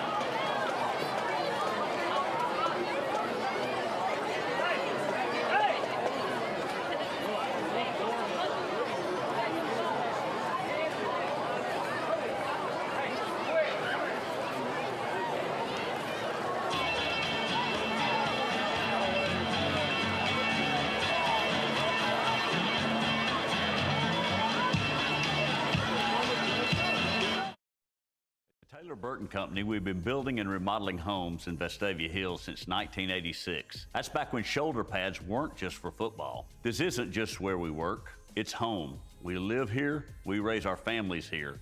Our kids all wore the Rebel jersey under these Friday night lights. That's why we care so deeply about what we do. Quality, craftsmanship, and community, that's what we're built on.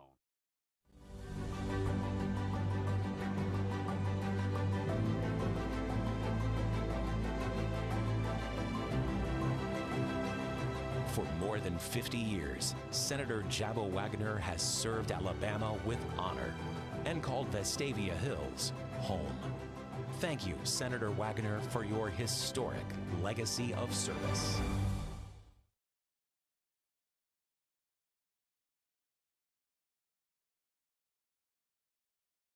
Home base right here in Birmingham, Alabama. We are here, treating patients from every generation, Across the United States. and from around the world. We're here for the rookies and the dreamers, trying to make a name for themselves. We are here for the achievers, Who are resilient. and won't take no for an answer. We're here for the coaches, Athletic trainers and mentors who are shaping the next generation of legends. We are here for you. Aggressively pursuing victory over injury.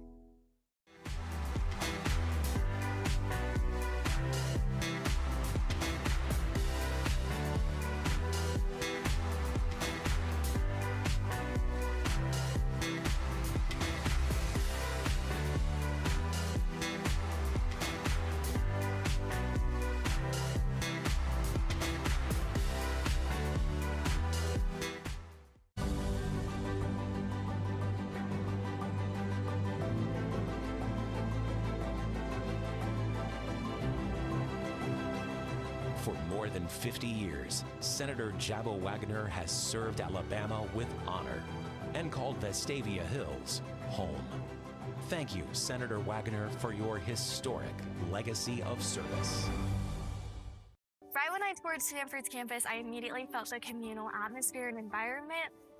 A lot of parents, they're looking for a place where their children can come, they can continue to grow in Christ, they can feel safe, and they can be encouraged and motivated.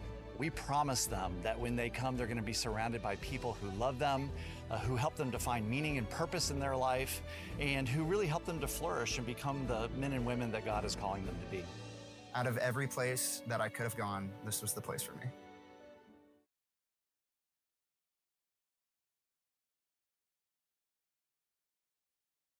Welcome back at the half. We're with head coach Robert Evans as the 2025 high school football season kicks off. Coach, good to see you.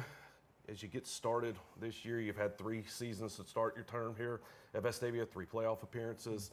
Let's talk about the lead up to this season, how things have gone so far. We're first off, we're really proud. I think we're one of 5 schools that's been to the quarterfinal round the last 3 years, and the other 4 are nationally ranked relevant programs. And so how do you get over the hump? There's no easy answer. There's no easy solution at all, but we're excited for this year's iteration. Our kids have worked hard this summer and this fall camp, and we've scrimmaged and played each other enough, and we're ready to go. But we have a daunting first half of the season, and this team from South Carolina has won, I believe, 29 of their last 30. They couldn't find a first game, and we couldn't find a first game, and so their coach called. It's been awesome to work with Coach Lane. Got a lot of respect for their program, and look forward to kind of playing an out-of-state team. And I've made it a point to our kids, we're not just representing ourselves in our community, we're representing our state. And so anytime an Alabama team plays a local state, we pull for the Alabama team. And so there's a little bit more in my mind to this game, and so hopefully we can make everyone proud. Last season, you had what was the hardest schedule in all of the state of Alabama, just a brutal schedule. You were able to get to the playoffs. This season, almost just as difficult. Yeah, it depends on who you ask. We picked up Montgomery Catholic. Clay Chalkville decided to play someone outside of state, and we had to scramble for that game. I was very appreciative for Montgomery Catholic in Week 10. And then, the Carver Montgomery was a one-year contract, and so thankfully the South Carolina team worked out, Westside. But everyone in our region is better. Like, you look across the board, Tuscaloosa County got better with the hire of Coach Bell. Oak Mountain's program is growing. 2 years ago, they had 80 kids. Now they have 130 in their program, and Coach McComb's doing a great job. Prattville hired Bobby Carr, who was at Carver and Montgomery. They've had some significant pickups to the roster, and they've got a better coaching staff this year. Thompson has added a lot of players to the roster from various places, and Hoover as well. And Trustful, if you talk to the people that know them, say this is probably the best team they've had in 7 or 8 years, and that's saying something. So it's a challenge, but we look forward to it. We acknowledge it, but you embrace it, and you don't run from it, and you don't make excuses. And our kids will be ready to fight every Friday night.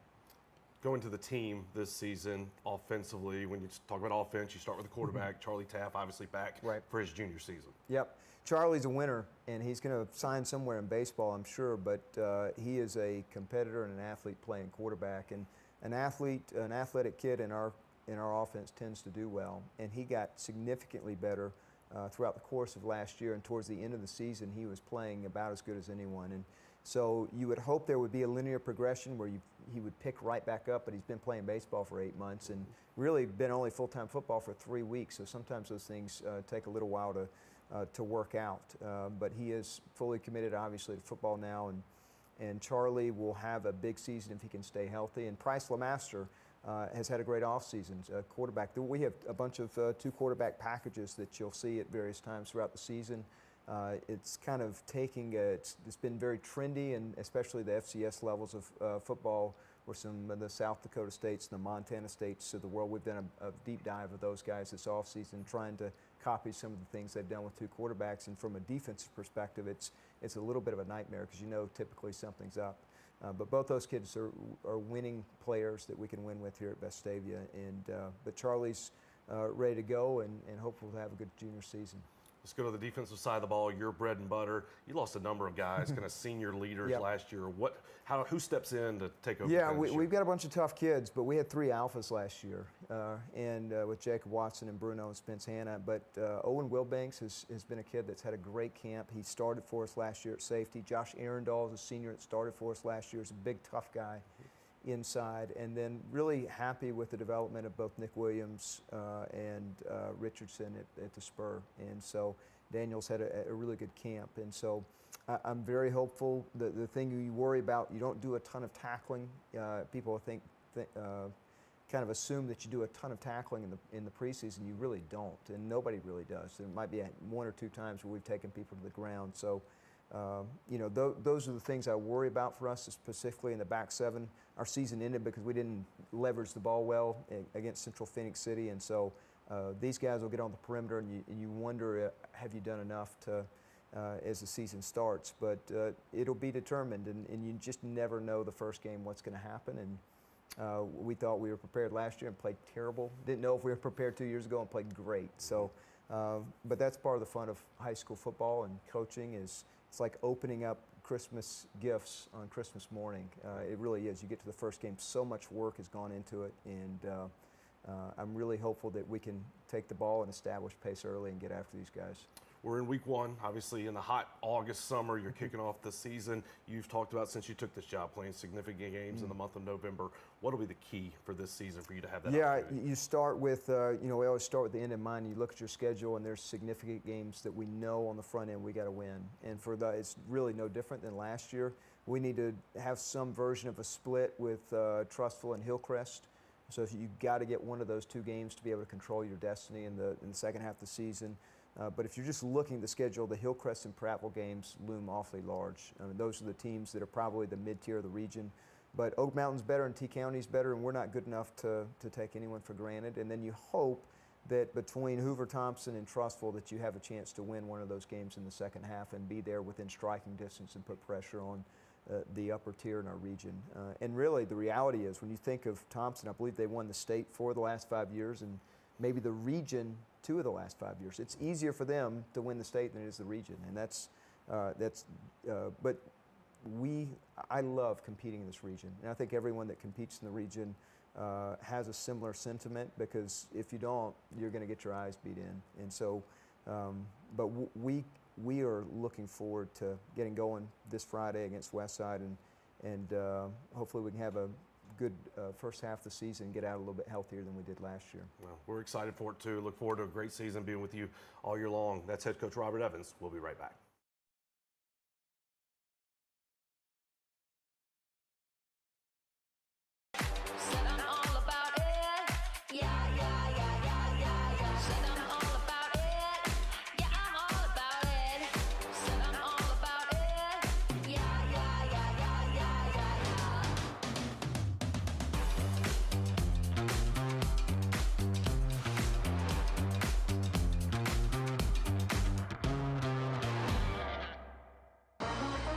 In every moment, greatness awaits.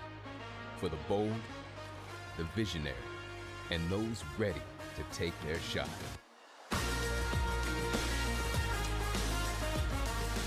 Here, we don't chase success, we define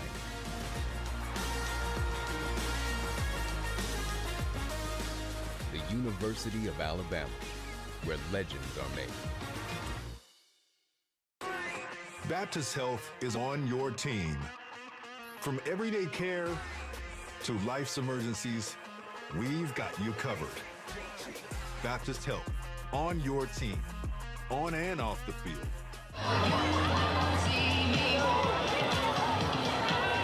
Back with you in Vestavia, where the Rebels lead Westside from South Carolina, Anderson, South Carolina, 42-7 at the half. A couple of minutes left before we kick off the second half. And my favorite part of a Vestavia blowout first half is Chad Pilcher at halftime with these beautiful stats. Well, and they really tell a story. 360 yards of total offense by Vestavia in the first half. I haven't seen these stats. I'm going to react in real time. Yeah, wow. I thought they may get to 350, 400 for the game. They got to 360 in the first half compared to 202 for Westside. 172 yards through the air for Vestavia. How about 26 carries, 188 yards for the Rebels? Compare that to 17 carries for 47 yards for the Rams. And that's really the contrast there, right? Vestavia's gotten the big runs. They've been able to execute in the run game, and the Rams just have not been able to get anything going on the ground. Vestavia's fumbled twice but haven't lost it. Westside's fumbled once, hasn't lost it. The penalties, that's also an issue for Westside. They had 8 penalties for 51 yards. Vestavia only 4 for 34. And how about third down conversions? Vestavia 3 of 6. Westside only 1 of 9 on third down conversions. You've got to be able to keep those drives.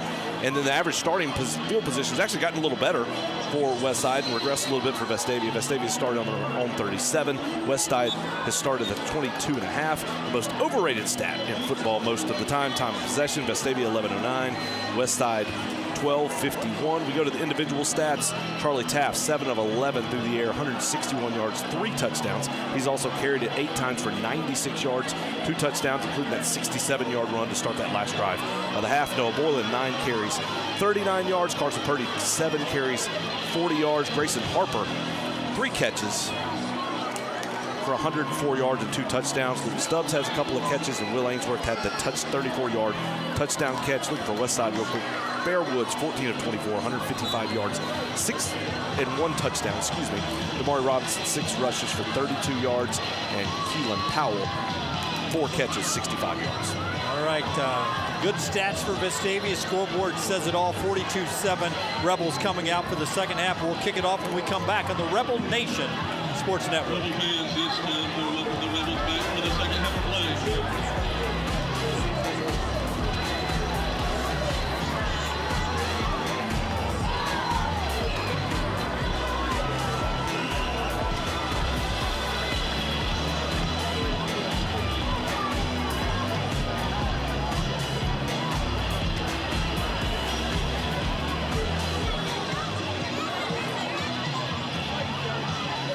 Welcome back. We're just a few minutes away from kickoff here the second half. Vestavia Hills lead 42-7.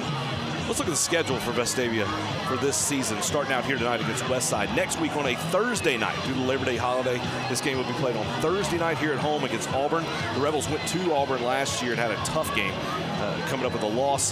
They'll have Auburn coming to town here this year. Then they travel to Hewitt-Trussville. Hillcrest of Tuscaloosa comes to Vestavia, then at Thompson. So last year was a pretty brutal start to the schedule for Vestavia. They went 1-4 to start the season last year. The only win was against Hillcrest, and that was actually a game on the road at Hillcrest that they started at 4 o'clock because they were worried about some weather. It was really wild. But despite that, they won that game at Hillcrest and were really in the driver's seat for the playoff spot and ended up obviously getting that playoff berth. That's the first half of the season. Start it with Westside here tonight, end it with Thompson. Then you take a week off and you come back for the second half. Prattville at home, Oak Mountain at home, go to Tuscaloosa County, have Hoover at home, and then a new addition to the schedule this year on a Thursday night. Also, Montgomery Catholic comes to town for the Vestavia Rebels. So a really, really challenging schedule for the Rebels. If you look at what Vestavia did last year, they opened the season with a loss to Carver Montgomery, then a loss to Auburn, then a loss to Hewitt before the win to Hillcrest that we mentioned, lost to Thompson, and then went win at Prattville, win at Oak Mountain, win versus Tuscaloosa County, a 20-38 loss to Hoover, and then a win to end the season against Clay Chalkville before going on the road in the playoffs in round 1, winning 42-21 down in Mobile before losing 41-21 in the second round to eventual state runner-up Central Phoenix City. So, very challenging schedule for the Rebels once again. One of the things I was looking at tonight on my notes that I wanted to see was how much pressure would Vestavia's defense get on the talented offensive freshman quarterback Bear Woods? How much could they disrupt him? And then how would they get that pressure? Would they be able to do it with 4 and drop 7? And I think it was mission accomplished in the first half defensively on one of the goals that they set out to do. They've been able to get that pressure without having to bring the linebackers, without having to bring the extra pressure. That's been the key to the game for me from a defensive standpoint for the Rebels. You're exactly right. Getting the pressure. Now, look, this is a Westside offense that likes to get rid of the ball quickly. They like to spread it out and go quick, so you don't have that many chances to bring pressure, but they haven't had to. And they've done a really good job of getting in the backfield and making tackles, keeping everything in front. We've seen very few missed tackles for the Rebels. They've done a good job of wrapping up in the open field. And I think another thing people were looking like Charlie Taff, who, as we said, is an elite blue chip baseball player. So he's not a year-round quarterback. And he was so good mid-season on last year that would he start off where he left off last year? And in my opinion, he's done just that tonight. As good as he was at the end of October into November last year, he has started off here at the end of August, right where he left off last year, playing great football. He's been outstanding, and as goes Taff, goes this offense and goes this football team. He's got to be effective all season long, and this is certainly a nice start here tonight. All right, so you want to start with a good defensive stand to start the second half. 42-7, Vestavia leads it. They're in the all blues tonight. A good look with the red helmet. VH on one side, the numeral on the other side. And so far, it has been a rocking uniform and a rocking night here at Thompson Reynolds Stadium. We're ready for the second half. Ball's in the air, and it's time to play some more Rebel football. Once again, inside the 5. And that coverage team is in place. And they make the tackle at the 26-yard line. Another great kick from Sloan Morgan as he gets it inside the 5-yard line with a little bobble there and allows the coverage to get there, and that's where Westside will try to get back into the game. Before we start this half, we talked about the schedule coming up. I do want to talk about real quickly the top 10 in Class 7A in the state of Alabama. Number 1, Thompson. Number 2, Central Phoenix City, just like they finished last year. Number 3, Hoover. Number 4, Auburn, going to come to town next week. Then Vestavia plays number 5, Hewitt-Trussville. Number 6, Mary G. Montgomery, who we saw in the playoffs last year. Number 7, Opelika. Vestavia ranked 8th, Enterprise 9th, and James Clemens 10th. Westside with their first play of the second half. They'll start by running the football, and they'll work that to Keelan Powell, but the defense is there. A couple of Rebels there with the tackle. That includes number 56, Haynes Bridges, who is part of the tackling squad. And as we expected, most of the starters still out on the field. You want to put your defense back out there. You want to see a nice drive for 2 reasons. 1, it's still early in the season. You want to get reps. You want your guys to get playing. But 2, this is an explosive Westside offense. You want to make sure that you get a stop to start this half. Pass is outside of the catch zone, incomplete there. In the coverage for Vestavia was big number 39, Greer Manown, who was with great closing speed, closing in on the receiver there. Continuing to see the Rebels keep everything in front. Don't let anything get behind you. If they're going to catch it, that's fine. Make them be methodical. Make them take time to go down the field. Well, I love Manown's look. His size and those big black cleats out there. Fakes the blitz there. See if they drop out of that coverage on a 3rd and 10. They do. They rush 4. Some pressure coming as they hit Woods and forces him to throw another incomplete pass. Closing from both sides was Arundel and Ussery and Harper, all closing in on Woods there. Nice job by Paxton Ussery. Came on the blitz to the outside, got a hit on the quarterback as he let it go. And look, if you're in the face of that quarterback, it is tough to throw that ball down the field. Nice job. The defensive line causing the incompletion. Well, I tell you what, that's what you want to forget the scoreboard. I'm sure that's what Westside said too. Let's don't worry about the scoreboard. Let's go out and run our offense. And it's 3 and out from the Vestavia ones on defense as they come out of the locker room with a big lead on opening night here. And it's not just the pressure there. It was what you called out is Vestavia showing pressure. Then they drop back. You're only actually blitzing 4, but you got 6 that you have to count for on the snap. You don't know which 2 are going to drop. And so again, they didn't kind of in and tackle swap there. Get to the outside, nice pressure, force the completion. Going to get the ball back again with very good field position. Luke Stubbs once again back, this time at his own 45, back to a short high kick. He'll just let this one hit the turf. It takes a Westside bounce and is going to roll inside the 45, out of bounds at the 43-yard line. And that's where Vestavia will take over with their first drive to start the second half. Going to bring Price LeMaster out to play quarterback. We saw him earlier in that first quarter, and I feel like that was a nice turning point in the ball game. Vestavia had gotten a touchdown on the board, and then they come out for the second drive, and you've got a brand new quarterback. You have Taft playing running back, and it really seemed to confuse Westside a little bit. So a nice executed drive there, and now LeMaster back under center again. Price LeMaster with the football, does through his fake scenario, and then throws it for the tight end, Will Ainsworth, but the pass is incomplete as 1 foot came out. We are working with a running clock here in the second half now, agreed on by both coaching staffs. Second down. This is the handoff near side. Ooh, great running room by Purdy there, and he continues to break tackles down inside the 40, down inside the 37-yard line, and a good run by Purdy, who you can't arm tackle that guy, can you? No, he's continuing to stay behind his pads, run through those tackles, picked up 22 yards on that play. Just an easy 22. Probably broke 4 tackles to get that 22. He's lined up, a lone setback this time. LeMaster fakes it to him this time, and they're going to look downfield. He throws it for an open receiver. Incomplete. Cole Hawley almost pulled it in. Just misjudged the jump quickly. And we saw something there we don't see very often. LeMaster under center to take that snap, went play action. Again, when you run the ball so well, that play action becomes a lot more effective. Nice play in the secondary by Westside to knock that one down and incomplete. Great effort from Hawley there as he's lined up top of the screen again. LeMaster fakes the handoff. He's going to get out of the pocket. On the run, he's going to keep the football, and he's going to slide down right at the 35 is where they'll mark it. Smart decision there by LeMaster. Did a good job of keeping the play alive. Rolling to the outside, and then rather than taking a hit or forcing anything, slide down.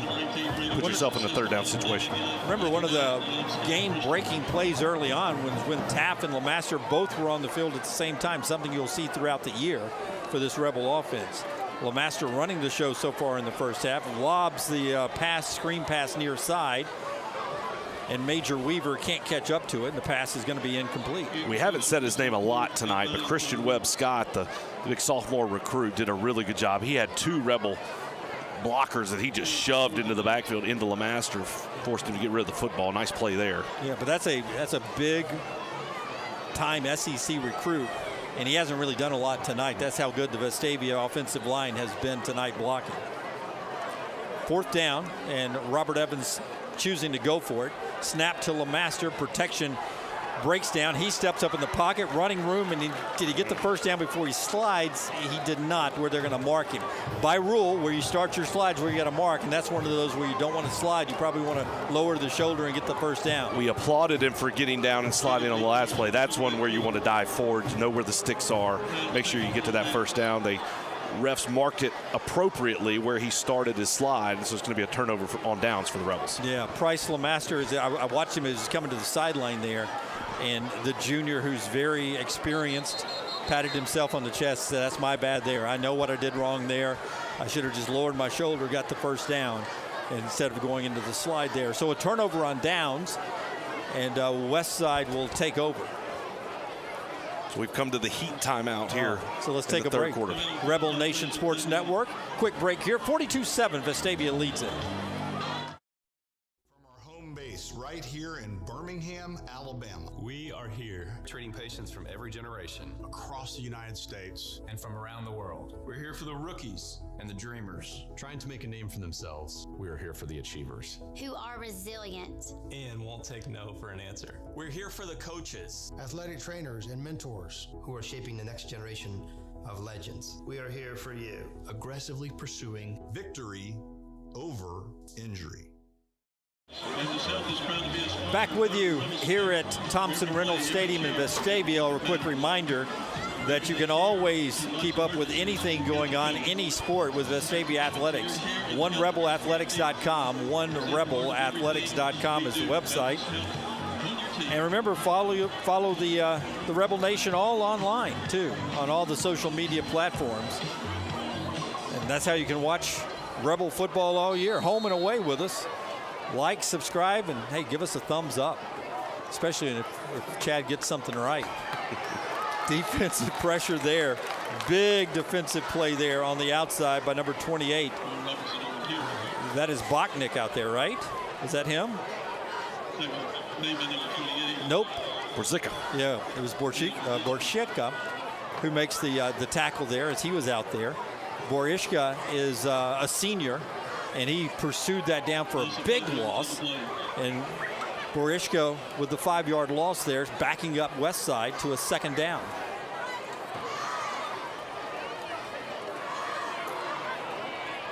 Completed pass there for a first down. And Westside now gets a little bit of the offense moving there as they work it out across the 40. Nice throw there by Woods. This is the time in the game when I start getting texts telling me how we're supposed to pronounce names, and Yep. so I'm sure we'll get those. Well, I went to Bachnick first, but it was Borishka. I was hoping to get to say Borishka's name and get it right, because I had the entire camera crew that are all students here trying to coach me up. And I said it 4 different ways the first try I said it. So, and I was 0 for 4. So, luckily, Lemaster and Taft's passing percentage better than my first attempt at Borishka tonight. It's game 1 for all of us. We will have this fine-tuned in a week or 2. Literally game 1 for me. You've done this for years. You should know better. You should have jumped in on Borishka really quick. Or as his friends like to call him, just Liam. Good speed to make that tackle there. First down after the penalty. He's going to back them up 1st and 15. And this has been a story for Westside tonight. They've had some pre-snap penalties that have got them behind the chain. Wood still in at quarterback. Beautiful ball down the middle of the field. Run after the catch, gets it down to the 13-yard line. But boy, when he connects on a throw, Bear Woods looks like a big leaguer. That was such a pretty ball down the field. Will Bachnick there in coverage and ultimately made the tackle, but a really nice throw by Woods. Just a perfect spiral, beautiful ball right across the middle of the field. Big gain there for the Rams. And when they get protection, that was one thing that Merrill and Evans and the coaching staff were worried about. If he was able to stay in the pocket with no pressure, that he'd be able to hit those type of big plays, and he has done that there. Running play stop inside there by a couple of big Rebels, including Morgan Butler, who comes off after being part of that tackle there. Boy, I love Butler's size, don't you? The junior's able to get down in the trenches, plug a hole there, and slow down a running play like that. 2nd down and 6. Westside's best chance to score in a long time. Play knocked down by Preston Deal. What a great play from the defensive end.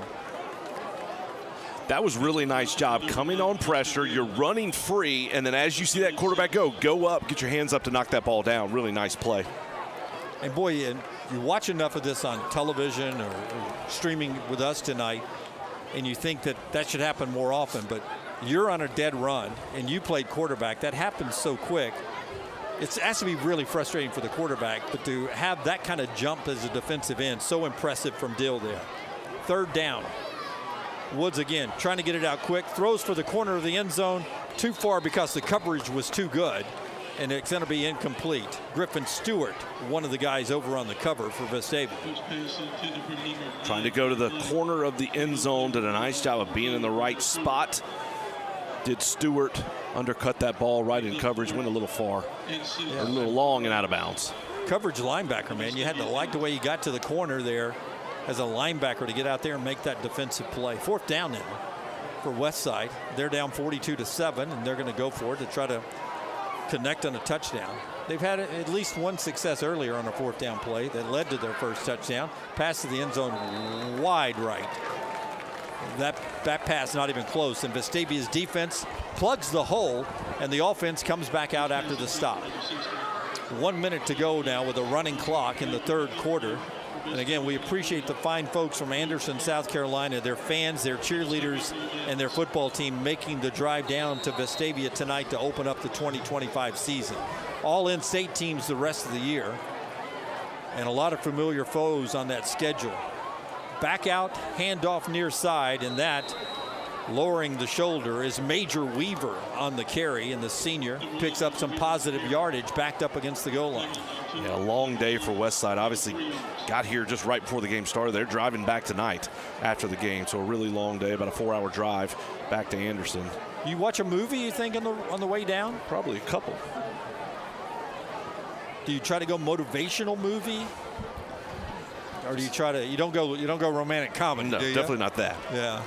Usually the seniors get to pick, in my experience. Okay.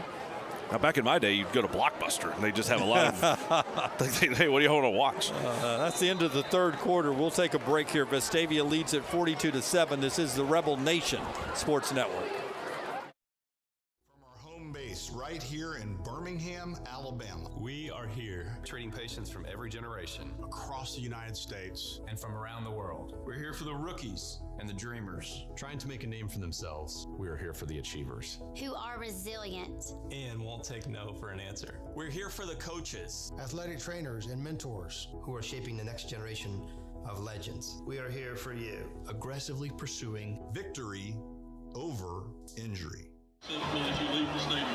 Back at Vestavia, again, a student-run operation here on the Rebel Nation Sports Network, and our students have been so good tonight. But I have never seen so many confused looks on their faces when you said Blockbuster and VHS tape.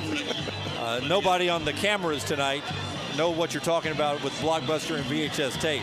So, old man, would you like to explain to the kids that are running the cameras tonight from Vestavia what in the world is Blockbuster? Any Friday night, if you weren't at a football game, that's where you went, was to Blockbuster, right? You saw everybody in town, everybody you knew. Yeah. You had lots of movies against the wall, and you hoped that they had a copy of your favorite one, and you grabbed it and you went home and watched it. The whole family. It was the best. Yeah.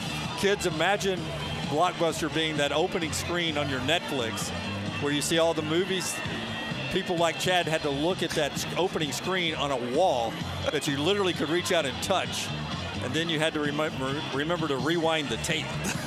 Or they were going to charge you probably 25 cents in Chad's day for not rewinding the tape.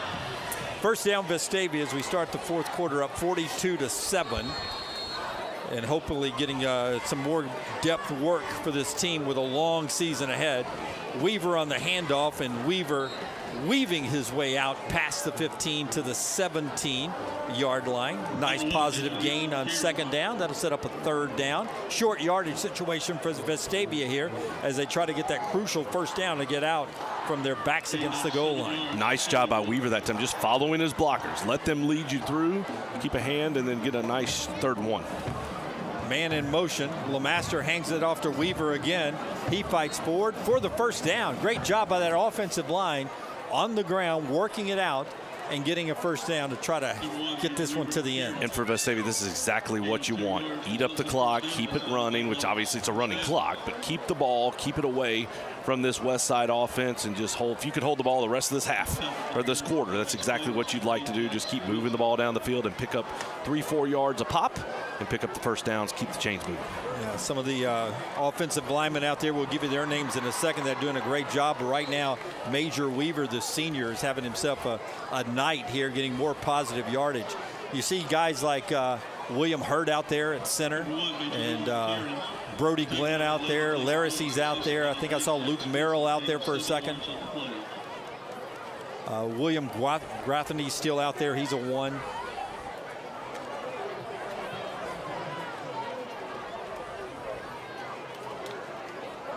Never have too much depth on our offensive line, do you? No. Handoff again to Weaver, left side. And these are critical plays. Anytime you can get some backups, plays, and reps this early in the season against varsity competition, that is huge. One, you get to rest your guys and let them, your starters, and let them get a little rest. But two, there's no, I always like to say, the way you get better at football is by playing football. And there's nothing that can replicate being out there under the lights against a varsity opponent and getting those reps. And this is huge, very valuable reps for these guys. This time LeMaster fakes it, keeps it himself, gets the first down on the far side before he's knocked out of bounds. At the 32-yard line. Great keeper by LeMaster, reading the defense perfectly. Another thing I noticed, what coach is doing, you still see guys like Copeland Stiles still out there. And as I say that, now he makes his way out, but you had some 1s blended with 2s, or 1s and 1As out there together. However it is, working the depth, so it wasn't a wholesale change, because as you have to substitute in the game, it's not always going to be one unit for another unit. You have to learn to play with different guys. That's right. It's the passive aggressive. That's right. Appreciate that. Handoff far side. I'm focused. I was trying to get these numbers of guys coming in. Jack Farmer, Luke Merrill, Carter Stagner on that carry. Stagner, the junior. And that's something you try to do in camp too. Work guys in. Obviously, you're going to have your first team, your second team, your third team. But anytime you can mix guys up, put different guys in there, it's nice to get that recognition, so you're not just with the same guys every time. And again, maybe somebody is playing with a different guy and looks really good and flashes on video, and that tells you, wait a minute, I want to see a little more from that guy. Stagner again running the ball there. He was led by Baker Stewart, who was leading the way blocking there. Good job by Baker Stewart, opening up a hole, getting that first down for Stagner there. And a little momentum with this offense as they have worked their way out of the shadow of their own goal post, out of their defensive stand, and now they've worked it out near midfield. Great. Out with a first down. Great Gardner in the game at tight end. LeMaster out of the shotgun. It's going to be Stagner again, right off that left side. And this time Westside stacks it up. Play will get 2 yards, and it'll be 2nd and 8. 8 minutes to go in the game. 42-7. Vestavia leads it. And thanks for being along with us tonight. First of all the regular season and playoff games here on the Rebel Nation Sports Network, wherever you're watching us, and from wherever in the world, thanks for being with us. Stagner again, left side. It's been such a great night. Home opener. Band sounded great. Cheerleaders have been spot on all night long. Tickets, concessions, parking. It's just been a win-win. Lightning delay that wasn't too dangerous or too long. Handled perfectly by the staff here. And the best part, the first of 7 of these home games. Yeah. You guys didn't have that many home games last year. Oh, it was a lot of road, a lot of traveling last year. So these home games are very welcome. LeMaster fakes it here. He's going to roll it near side. Going to throw the football. Look downfield and complete. Caught down there by Huntley. Great job getting open and then running back across the seam and getting down to the 33-yard line. Baker Huntley running a great route, and LeMaster finding him. Nice throw and a nice job by Huntley to go turn around, catch it a little bit behind him. Did a really nice job. First down Vestavia as they work their way now into Westside territory. Remember, Westside 27-1 in their last 28 games, but it's been all Vestavia tonight. Stagner again running the football down to the 35-yard line. A lot of jersey holding him up that time. Yeah, for comparison, just in the first half of the season last year, played in Montgomery, played in Auburn, and then played in Tuscaloosa. This year, the only 3 at home, and then go to Trussville and go to Alabaster. So much better start from a travel perspective. You see Rogers out there. You see Winston out there. Getting some playing time tonight. Get that stamina up for week 2. Hand off to Stagner again. He's down to the 31-yard line. It's going to set up a 3rd down. Really like that by Stagner. As he felt the contact, you saw both hands clamp down on that ball. Did a good job to make sure that he protected it as he went down to run through that tackle. That gets us to our heat timeout here in the 4th quarter. Take a quick timeout. We'll come back for the final stretch. Vestavia dominating tonight, 42-7 on the Rebel Nation Sports Network.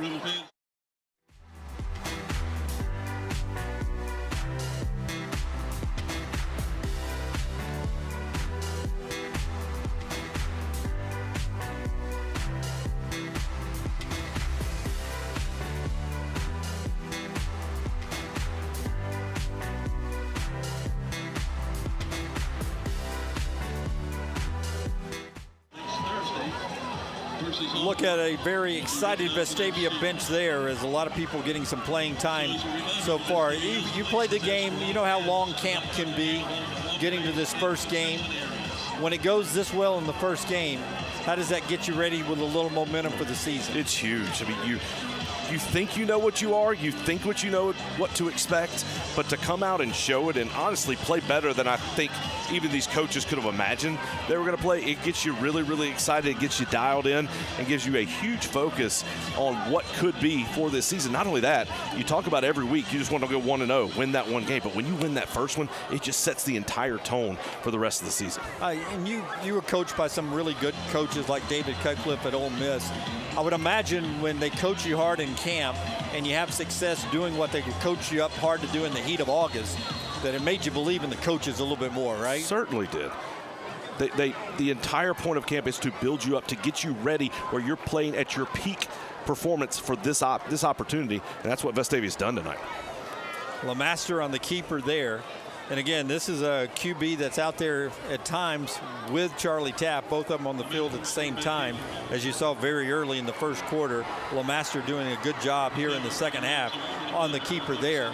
Almost getting a first down, but it's going to be 4th and short yardage. And this is going to be one of those gut check times for this offensive line. Let's see if you can just bow up and get this 1 yard when they know you're probably going to do something between the hash marks. And for Westside, we talked about they only traveled 59 people here tonight and just tired. They've been out there so many plays throughout this ball game. Can you come up with a big stop? On the keeper, it's Weaver fighting forward for a first down, and Vestavia's line does it. First guy there to help him up is Luke Laracy, as he was part of the blocking scheme that got Weaver free for that first down. And Weaver, as he did earlier, does a good job just following those blockers. Let them execute, be where they're supposed to be. You understand the concept of the play, follow right behind them, and pick up another first down. Yeah, Jack Farmer, Luke Merrill, too, with the blocks there. Toss near side is Weaver again. He's going to be inside the 10, down to the 8-yard line. And that's where he's going to be knocked out of bounds after some more great blocking out of the perimeter. Nice option play there with LeMaster on the pitch. And look, we're going to see LeMaster at quarterback. We'll probably see the 2 quarterbacks. We may see him at some receiver. We may see him at some H-back. They're going to find ways to get him on the field and use his athleticism. Great job by Baker Stewart there for Vestavia, the senior. Snap, handoff goes near side. It's Weaver again into the end zone. Touchdown, Vestavia. That drive, man, started way back after a defensive stop and had some 4th downs and crucial plays, but it ends with a touchdown for Vestavia, giving them that 48-7 lead. And when your running back doesn't get touched, it just speaks to how well that play was blocked. You develop the scheme, you execute it. Good job by Weaver of following the open spot. 6 more points for the Rebels. Extra point is up. And it's good.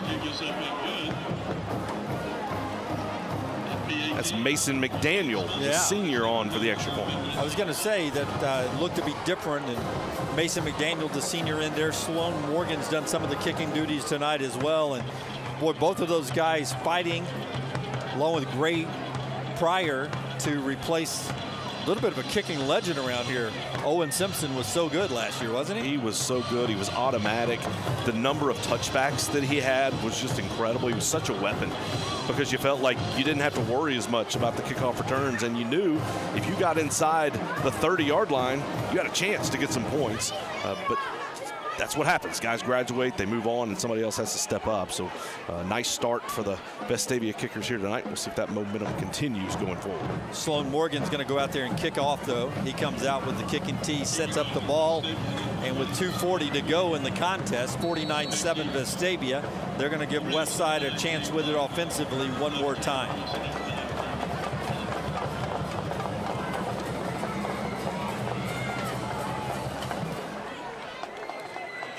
Kick in the air. This one's going to come up and bounce on the ground right around the 12. Fortunate bounce for Westside, and now a little running room near side as their big guy works his way out past the 20 to the 25-yard line. That's where Westside will start things over. Lost a little containment there on the bobble, but they recovered nicely. And again, all A's from this special team unit tonight for Vestavia. They've been outstanding. They've done everything they need to do against a top 10 opponent from the state of South Carolina. Next week's opponent for Vestavia, Auburn, is going to come to Vestavia. Auburn's ranked number 4 in the state of Alabama tonight. They're playing Booker High School, who's ranked number 3 in the state of Florida, and currently Auburn is up 24-0 in the fourth quarter. So they likely are going to come in here 1-0 as well for a big showdown next Thursday night here at Thompson Reynolds Stadium. Remember, Labor Day weekend, so it's a Thursday night game along the Rebel Nation Sports Network. Wherever you're watching or listening, make plans to be with us on Thursday night. And that works well for you Auburn fans because Auburn opens their season on Friday night. And there's a few of those in the Vestavia community, right? That's right. Alabama opens on Saturday against Florida State. Another Alabama versus Florida matchup. IMG came to Hoover tonight, playing out at the Hoover Met. They lead the Hoover Bucks 20-7 at the half. Ben Wallace in on that tackle with a host of other people. It's more subs coming to the game now. All this depth's going to be huge this year for the team. So Robert Evans working, getting some key personnel, some reps at the end of this contest tonight. Pass out in the flat, falls incomplete. In pursuit there was number 36, David Hahn, big senior defensive lineman. And that was nice recognition by Hahn there. That was the same swing pass that they had the big run on in the first quarter, but Hahn did a good job recognizing, turning, going. That ball just a little low and incomplete. Collier Neely out there as well from his corner position. In case Hahn didn't make the play, Neely was going to make the play. Inside the final 15 seconds, probably the last play of the game here for Westside. They'll run it right side. Nice running play, picks up a first down. That cuts us to 3 seconds, 2 second, 1, and that'll run out the clock. Vestavia is going to win it 49-7 as the Rebels line up to go shake hands with our visitors from Westside, the Rams. 14-1 state runner-ups last year, 27-1 over their last 28 games with a state championship 2 years ago for Brian Lane. A little bit of a reload situation. The coaches shake hands, and now the team get a chance to say thank you for the competition. Absolutely. These are two teams that had a hard time finding games. They couldn't find anybody to play. We talked about at the start. They basically went on a message board in Georgia trying to find games. Both coaches were there. They found each other. They made this happen. That's a really long trip for Westside to come over. They made it day of. They're now headed back tonight. So just a tough travel day for them. A team that's going to have success as the season goes on. But for Vestavia, starting out the year, you're coming off 3 straight playoff appearances. You're wondering what you have. How are you going to play against a really well-regarded team from out of state? And Vestavia was outstanding tonight. Put up over 400, almost 500 yards of total offense. Did everything they needed to do. Had a few little penalties here and there early in the ball game, but that's nitpicking because this was a really strong performance for the Rebels. Let's take one more quick break, and then we'll come back and wrap up some key stats, a couple of stars of the game, and look ahead to next week, all right here on the Rebel Nation Sports Network. Once again, football fans, we ask that you look around you, pick up any trash that may be around you, and place it in the nearest receptacle as you leave the field.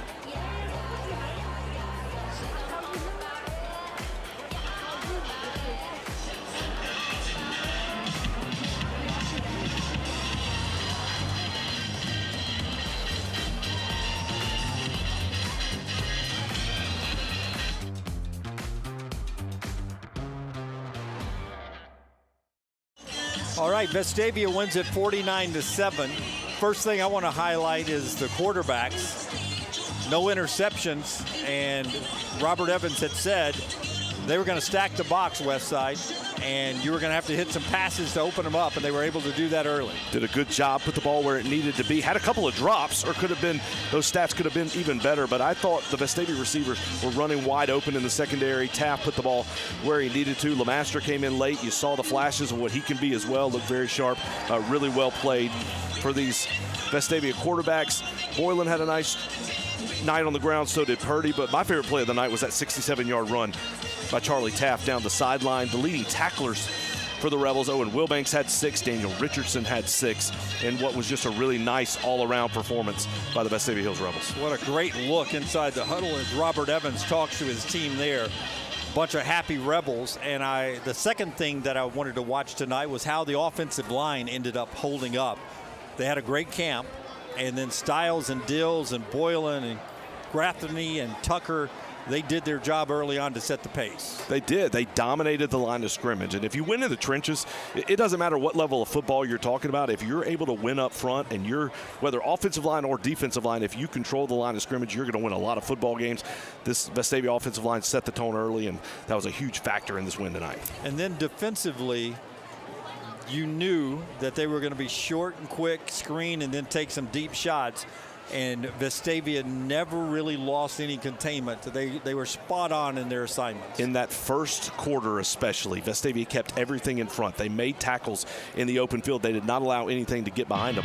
Now let's say this, Bear Woods made some really nice balls down the field later on, but the Vestavia defense did a great job, and it was just a fun night to watch the Rebels play football. Jim, it's awesome to have you a part of this broadcast. I'm looking forward to a really exciting, fun season. Folks out there, we're going to get better every single week, and this team's going to broadcasting. It's a broadcasting. Yeah, myself specifically. No, you're fantastic. Myself specifically, but what makes for a good broadcast is a good team, and this football team has a chance, if they play like they did tonight, to be really successful as the season goes along. Well, thanks for putting up with my inability to find names early on. You guys warned me. You said, hey, do you want to walk up to the press box? It's a little higher than you probably think it's going to be. It was, and I wasn't ready for it. I should have done more reps. You were right about that. Hey, big win to start the season. Could not be happier with this performance from Vestavia. 49-7. They walk out of here with the win number 1, and now you'll try to go 1-0 next week to get win number 2. Great night here at Vestavia for everybody who's part of the broadcast. It's always good when you win, and it's always better when you do it with Rebel Nation. Rebel Nation Sports Network until next week, 49-7, Vestavia wins it. This is Coach Robert Evans at Vestavia High School. I want to personally thank you for tuning in to tonight's game. We appreciate your support, and go Rebels.